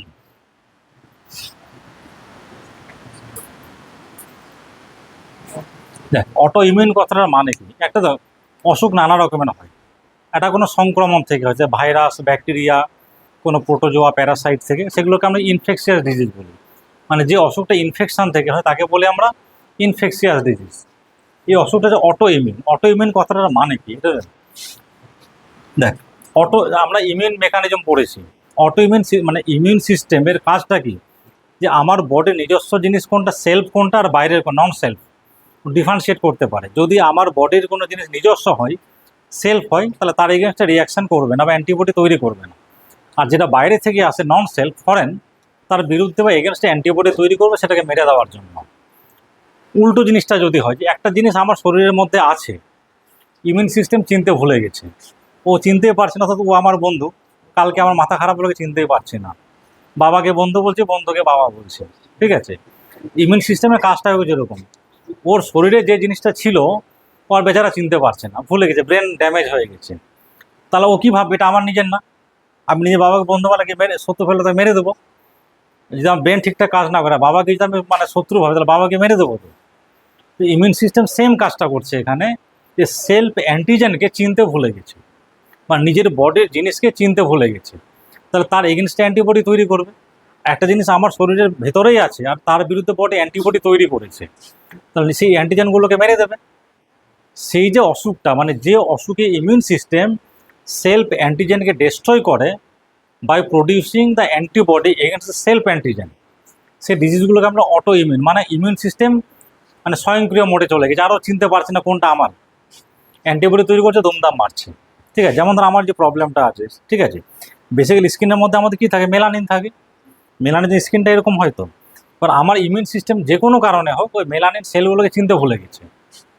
তাহলে মেলানিন এগেনস্ট অ্যান্টিবডি তৈরি করছে, সেই অ্যান্টিবডিগুলো এই সেলের মেলানিন ডিস্ট্রয় করে দিচ্ছে, তাহলে পিগমেন্টটা চলে গেল, সাদা হয়ে গেছে। এই অসুখটার নামই হচ্ছে অটো ইমিউন ডিজিজ। অনেক রকম অসুখ আছে। এখানে কি হয়, এই যে আমরা একটু আগে বললাম, এখানে কি আছে, অ্যাসিটাইলকোলিন রিসেপ্টর আছে, আছে তো, যেখানে কি অ্যাসিটাইলকোলিন রিসেপ্টর বাইন্ড করে, ওপেন হয়, সোডিয়াম ভেতরে আসে। এই ডিজিজে কি হয়, শরীর এই রিসেপ্টরগুলোকে চিনতে ভুলে যায়। তাহলে কী হবে, ওই রিসেপ্টর কিন্তু অ্যান্টিবডি তৈরি করবে, তা রিসেপ্টরগুলো কী হবে, ডিস্ট্রয় হয়ে যাবে। তাহলে কি অ্যাসিটাইলকোলিন রিলিজ করবে, বাইন্ড করতে পারবে, নেই তো, বাইন্ড করার জায়গাটাই নেই। তাহলে সোডিয়াম এন্ট্রি হবে, হবে না। তাহলে কি ক্যালসিয়াম রিলিজ হবে, অ্যাকশন পোটেনশিয়াল আসবে না। ক্যালসিয়াম রিলিজ হবে, হবে না। কন্ট্রাকশন রিল্যাক্সেশন হবে, হবে না। তাহলে কি মাসেলটা ফ্যাটিক হয়ে যাবে, কন্ট্রাকশনই করতে পারছে না। ঠিক আছে, সেই জন্য এটা হচ্ছে অটো ইমিউন ডিজিজ। ঠিক আছে, এটা মানে অত ডিটেলস বলা নেই, স্যার বলে অটো ইমিউন কথাটা মানে কি সেটা বলে দিলাম। ঠিক আছে, তাহলে অটো ইমিউন ডিজিজ কথাটা মানে হলো ইমিউন সিস্টেম এই রিসেপ্টর এগেনস্টে অ্যান্টিবডি তৈরি করেছে, করে রিসেপ্টরগুলোকে ডিস্ট্রয় করে দিয়েছে। সিগন্যাল আসছে, অ্যাসিডের কোনো রিলিজ হলো, বাইন্ড করার জায়গা নেই, তাহলে অ্যাকশন পোটেনশিয়াল স্প্রেড করবে না, ক্যালসিয়াম রিলিজ হবে না, মাসেল কন্ট্রাক্ট রিল্যাক্সেশন হবে না, তাহলে মাসেল ফ্যাটিক হয়ে যাবে। ঠিক আছে, এটাই হলো। আর কিছু লিখেছে অটো ইমিউন ডিজিজ, আর কি লিখেছে তুমি? হ্যাঁ, কী হয়েছে, আছে অসুখ আছে, এটারও অসুখ আছে, কিন্তু সারবে না এগুলো অসুখ। এই অসুখ সারে না, ওই ট্রিটমেন্টে চলতে হয়, যতদিন বাঁচবে, একটা সময় পরে শেষ। ঠিক আছে, তাহলে বোঝা গেল। তাহলে অটো ইমিউন ডিজিজ যেখানে ওই লিখেছেন, তাহলে থাকে এইগুলো নিউরোমাস্কুলার জাংশনে থাকে, এই প্রসেস নিউরোমাস্কুলার জাংশন, তাহলে থাকে। আর জিনিসটা হচ্ছে এটাই, এটা একটা অটো ইমিউন ডিজিজ যেখানে হচ্ছে যে নিউরোমাস্কুলার জাংশনে অ্যাকশন পোটেনশিয়াল স্প্রেড করতে পারে না, ফলস্বরূপ কি মাসেল ফ্যাটিক হবে, উইকনেস হবে, আলটিমেটলি প্যারালাইসিস, আলটিমেটলি ডেথ। এটা কিওর নেই। ঠিক আছে, অটো ইমিউন ডিজিজের কিওর নেই, ট্রিটমেন্ট আছে বাট কিওর নেই। তাহলে হয়ে গেল। ঠিক আছে, হয়ে গেল, এটাই বড়, বাকিগুলো ছোট ছোট। না শেষ হয় না, শেষ করে দিই, আর 4-5-6 মিনিট লাগবে। তারপরেরটা আছে মাস্কিউলার ডিস্ট্রফি, বোধহয় না? কই, হ্যাঁ, মাস্কিউলার ডিস্ট্রফি। মাস্কিউলার মানে মাসেল বা মাসেলের,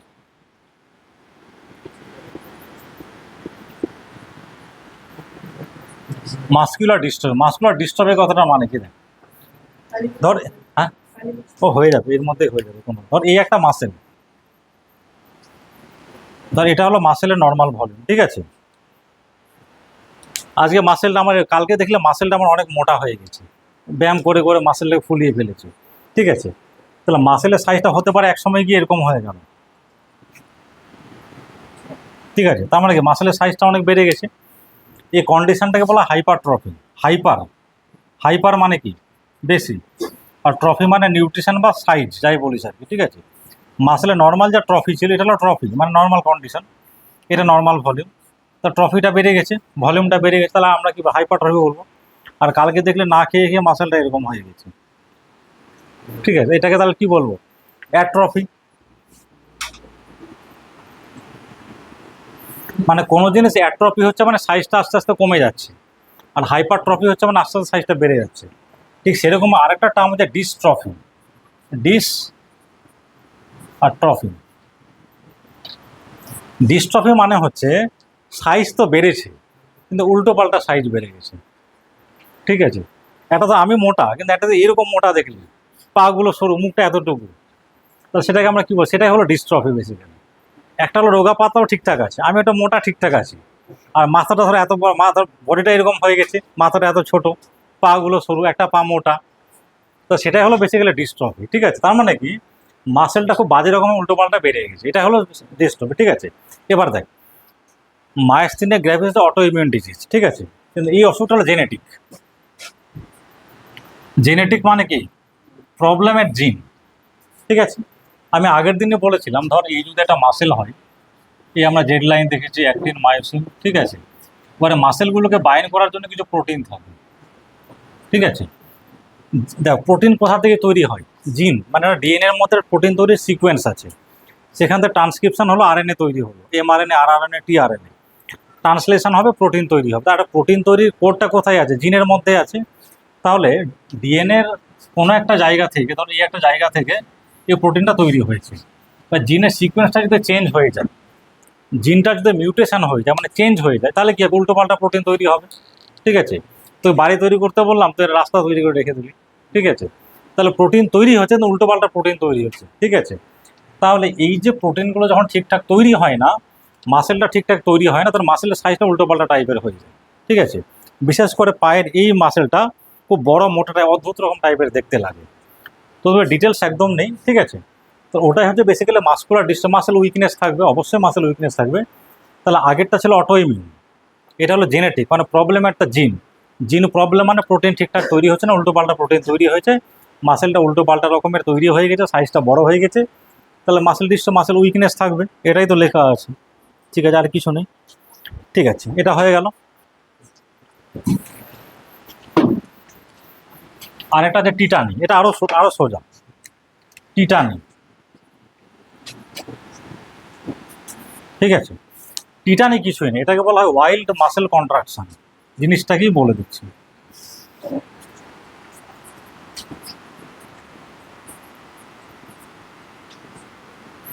ওয়াইল্ড মাসেল কন্ট্রাকশন, ধর কথাটা মানে ওয়াইল্ড মাসেল কন্ট্রাকশন মানে কি, ধর আমি চাইছি তো মাসেলের কন্ট্রাকশন করছি, আমি না চাইতে মাসেলগুলো এরকম হয়ে গেছে, আমি চাইছি না যে মাসেলগুলো কন্ট্রাকশন হবে। দেখবে অনেক পেশেন্ট আমাদের চেম্বারে আছে, হাত পা শক্ত করে, পা শক্ত করে, মুখ বেঁকে চলে এসছে আমাদের কাছে, হাত একদম শক্ত হয়ে গেছে এগুলো। ঠিক আছে, একদম ঠিক আছে, তার মানে পেশেন্ট তো চাইছে না এরকম করতে, কিন্তু হয়ে গেছে, তার মানে মাসেলগুলো নিজে থেকে কন্ট্রাকশন করে যাচ্ছে না চাইতে, সেইটাকে বলে ওয়াইল্ড কন্ট্রাকশন। জিনিসটা কি বোঝার চেষ্টা কর, খুব সিম্পল জিনিস।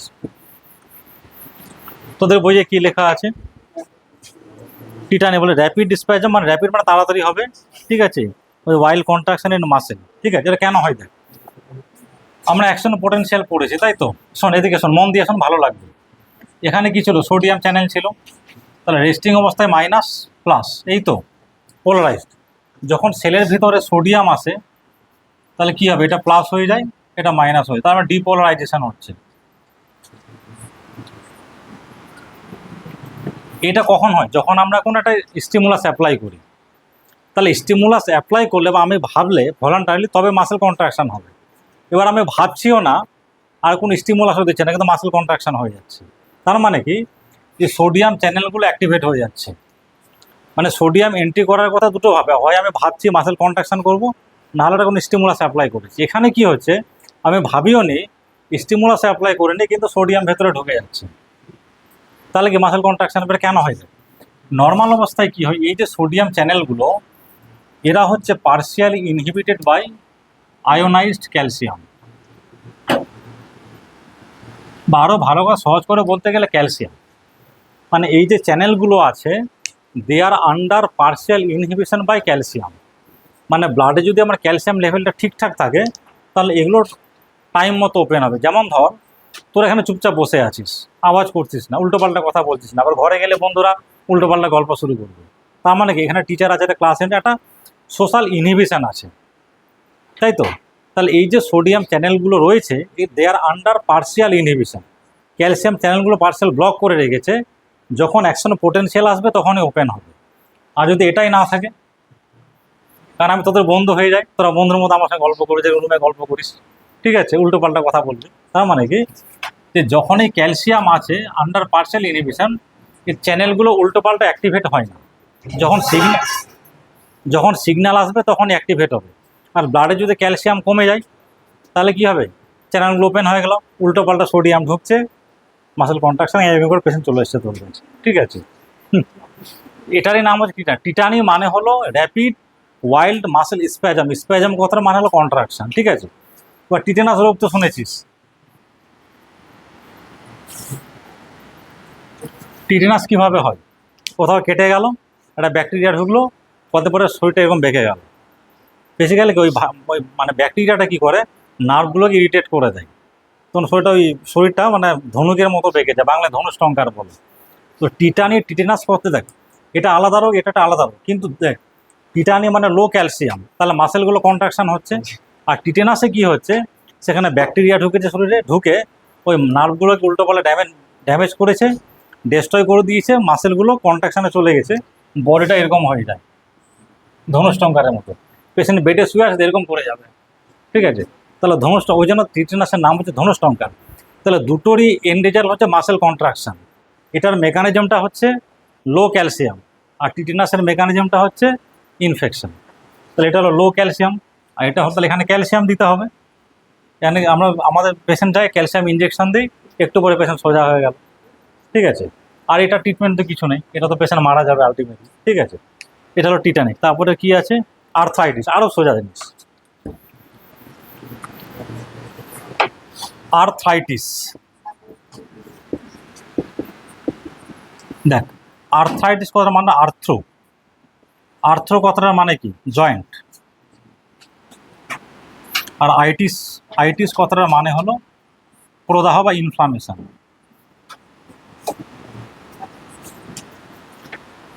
বাংলায় বলে প্রদাহ। তাহলে আর্থ্রাইটিস কথাটার মানে হলো, দেখবি আর্থ্রোপড পড়েছিস, যেসব প্রাণীর পায়ের জয়েন্ট থাকে তাদেরকে সেই ইনসেক্টগুলোকে আমরা আর্থ্রোপড বলি। তাহলে আর্থ্রো মানে কি জয়েন্ট, আর পড মানে পা, ঠিক আছে। তাহলে আর্থ্রো মানে জয়েন্ট, আর আইটিস মানে ইনফ্লামেশন। মেডিকেল সায়েন্সে যে ডিজিজের পরে দেবে আইটিস কথাটা লেখা আছে সেটা ইনফ্লামেশন। যেমন বলে একটা অটোইমিউন ডিজিজ হয়, ইনফেকশিয়াস ডিজিজ হয়, জেনেটিক ডিজিজ হয়, ঠিক আছে। ঠিক একই রকমভাবে আইটিসের মেকানিজমটা হলো ইনফ্লামেশন। যেমন আর্থ্রাইটিস বলি, ব্রঙ্কাইটিস বলি, তো তাহলে ব্রঙ্কাস ইনফ্লামেশন হয়েছে, ব্রঙ্কোআইটিস, ব্রঙ্কাইটিস, ঠিক আছে। কংজাংটিভাইটিস, চোখের মধ্যে কংজাংটিভ, চোখ লাল হয়ে গেছে, জয় বাংলা বলে, তাহলে কংজাংটিভাইটিস। তাহলে আইটিস কথাটা মানেই হচ্ছে ইনফ্লামেশন। যে কোনো ডিজিজে যখন আইটিস কথাটা দেখবি শেষে আছে, তুই ধরে নেবে চোখ বন্ধ করে ইনফ্লামেশন। অটোইমিউন মানে অটোইমিউন, জেনেটিক মানে জেনেটিক, ইনফেকশন মানে ইনফেকশিয়াস, আইটিস মানে ইনফ্লামেশন, প্রদাহ। তাহলে জয়েন্টে ব্যথা, পেশেন্টের জয়েন্টে আমার ব্যথা, আমি নড়তে পারছি না, চলাফেরা করতে, এই জয়েন্টে ব্যথা, এখানে ব্যথা। তাহলে পেশেন্ট কমপ্লেন করবে জয়েন্ট পেন, আমার হাঁটুতে ব্যথা হচ্ছে, এখানে ব্যথা হচ্ছে, জয়েন্টে পেন হবে, ঠিক আছে। তাহলে আর্থ্রাইটিস মানে inflammation of the joint. Presentation, patient এসে কী বলে, আমার জয়েন্টে ব্যথা হচ্ছে, বাস, এটা আর কিছু লেখা নেই। তারপরে কি লেখা আছে, অস্টিওপোরোসিস।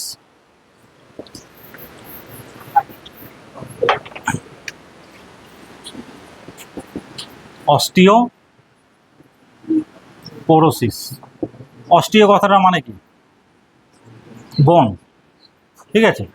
আর পোরোসিস কথাটা পোর থেকে, পোর কথাটার মানে কি ছোটো ছোটো একদম মানে মাইক্রোস্কোপে কিছু বা ছিদ্র, ঠিক আছে। তাহলে বোন সাদা সাদা হয়ে গেছে, তাই তো, সাদা সাদা হয় না, ঠিক আছে, তার নামটা কি। তাহলে পোরোসিস মানে যেখানে বোনের বেসিক্যালি দেখ, বোনের মধ্যে কি আছে, ক্যালসিয়াম আছে, ফসফেট আছে, কোলাজেন আছে, ঠিক আছে। তাহলে কিছু প্রোটিন আছে, মিনারেল আছে। তাহলে একটা বোনের মধ্যে কতটা ক্যালসিয়াম থাকবে, কতটা প্রোটিন থাকবে, কতটা মিনারেল থাকবে, তার রেশিও আছে, ওটাকে বলা হয় বোন ডেনসিটি, বোন মাস ডেনসিটি। মানে বোনের মধ্যে যে মাসটা আছে, মাস বলতে সেখানে কোলাজেন প্রোটিন আছে, ক্যালসিয়াম আছে, ফসফেট আছে, আরও কিছু জিনিস আছে। তা মাস, বোন মাস ডেনসিটি মানে একটা বোনের মধ্যে কত প্রপোর্শনের প্রোটিন থাকবে, কতটা ক্যালসিয়াম থাকবে, মানে কতটা আয়ন থাকবে, তার একটা নর্মাল মেজারমেন্ট আছে। এটাকে মানে নর্মাল বোন মাস ডেনসিটি বলি। যদি সে বোন মাস ডেনসিটি কমে যায়, লেস হয়ে যায় বা ডিক্রিজড হয়ে যায়, মানে তোর বয়স হয়েছে, ক্যালসিয়াম কমে গেছে, কোলাজেনগুলো নরম হয়ে গেছে, প্রোটিনগুলো নরম, বয়স হলে তো হবেই।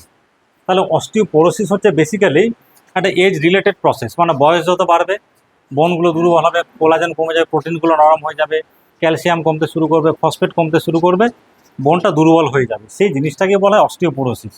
তাহলে অস্টিওপোরোসিস হচ্ছে বেসিক্যালি এটা, ইট ইজ দ্য ডিক্রিজড বোন মাস ডেনসিটি। বোন মাসের যে ডেনসিটি আছে সেটা কমে গেছে। তাহলে কতগুলো ওষুধ পেলাম, একটা অটোইমিউন ডিজিজ পেলাম, একটা জেনেটিক ডিজিজ পেলাম, ঠিক আছে। তারপর আরেকটা পেলাম ক্যালসিয়াম আয়নের জন্য কম পাচ্ছি, তা আইটিস পাচ্ছি, ইনফ্লামেশন, একটা ইনফেকশিয়াস ডিজিজ, এগুলো, ঠিক আছে। তাহলে এটা কি হচ্ছে, এজ রিলেটেড, ওষুধটা হচ্ছে, এটাকে বলা এজ রিলেটেড ডিজিজ,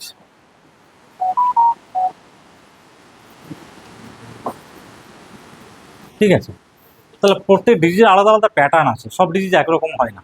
আজকে আমার বয়স মোটামুটি 43, 44, 45, 60 বছর বয়সে আমার হাড়গুলো দুর্বল হয়ে যাবে, পড়লাম একটুতে পাটা ভেঙে থেকে গেল। কম বয়সে দেখবে হাড় ভেঙে গেলে তাড়াতাড়ি জোড়া লাগে, তার কারণ কি বোনগুলো এখন ঠিকঠাক আছে। বেশি বয়স হলে বোনগুলো খারাপ হয়ে গেছে, হ্যাঁ। এটা 100 বছরের পুরনো, এটা নতুন, এটা দুটোর মধ্যে পার্থক্য হবে তো, ঠিক আছে, ওটাই। আর লাস্টে কি আছে শেষে, অস্টিওপোরোসিস হয়ে গেল গাউট। তাহলে অস্টিওপোরোসিস হচ্ছে বেসিক্যালি ডিক্রিজড বোন মাস ডেনসিটি, এজ রিলেটেড ডিজিজ, 1 নম্বর। 2 নম্বর হচ্ছে মেয়েদের শরীরে একটা হরমোন থাকে, তার নাম হলো কি ইস্ট্রোজেন। ঠিক আছে, ইস্ট্রোজেনের পড়াবো ডিটেলস অনেক আছে, তোর বলি ইস্ট্রোজেন কি করে, এ বোন মাস ডেনসিটি বাড়াতে সাহায্য করে। ঠিক আছে, তাহলে আমাদের দেশে মোটামুটি অন অ্যাভারেজ মানে মেয়েদের 45 বছর বয়সে গিয়ে পিরিয়ড বন্ধ হয়ে যায়, তাহলে সেটা মেনোপজ বলি আমরা। ঠিক আছে, মেনো মানে কি মেনস্ট্রুয়েশন, আর পজ মানে বন্ধ হয়ে যাওয়া, ঋতুচক্র বন্ধ হয়ে গেছে। মোটামুটি আমাদের দেশে মেয়েদের ওই 45 থেকে 48 এই বয়সে গিয়ে পিরিয়ড বন্ধ হয়ে যায়, তাহলে তখন কি ইস্ট্রোজেন লেভেল কমে যাবে। তাহলে যেই মেয়েদের মেনোপজ হলো, মেনস্ট্রুয়েশন বন্ধ হয়ে গেল, ইস্ট্রোজেন লেভেলটা কমবে এবং বোনগুলো তাড়াতাড়ি দুর্বল হয়ে যায়। তখন দেখি মেয়েরা এসে বলে শরীরে ব্যথা করছে, ভালো লাগছে না, হ্যাঁ, যেখানে বসে উঠতে ইচ্ছা করছে না, হঠাৎ করে শরীর গরম হয়ে যাচ্ছে। ঠিক আছে, তাহলে যখন ইস্ট্রোজেন লেভেলটা কমবে মেয়েদের প্রবলেমগুলো বেশি দেখাবে। তাহলে মেয়েদের যখনই মেনোপজ হলো তখনই বোন মাস ডেনসিটি কমতে শুরু করছে, মানে অস্টিওপোরোসিস তখন বেশি বেশি করে হবে। ঠিক আছে, এটা লেখা আছে। আর শেষে হচ্ছে গাউট।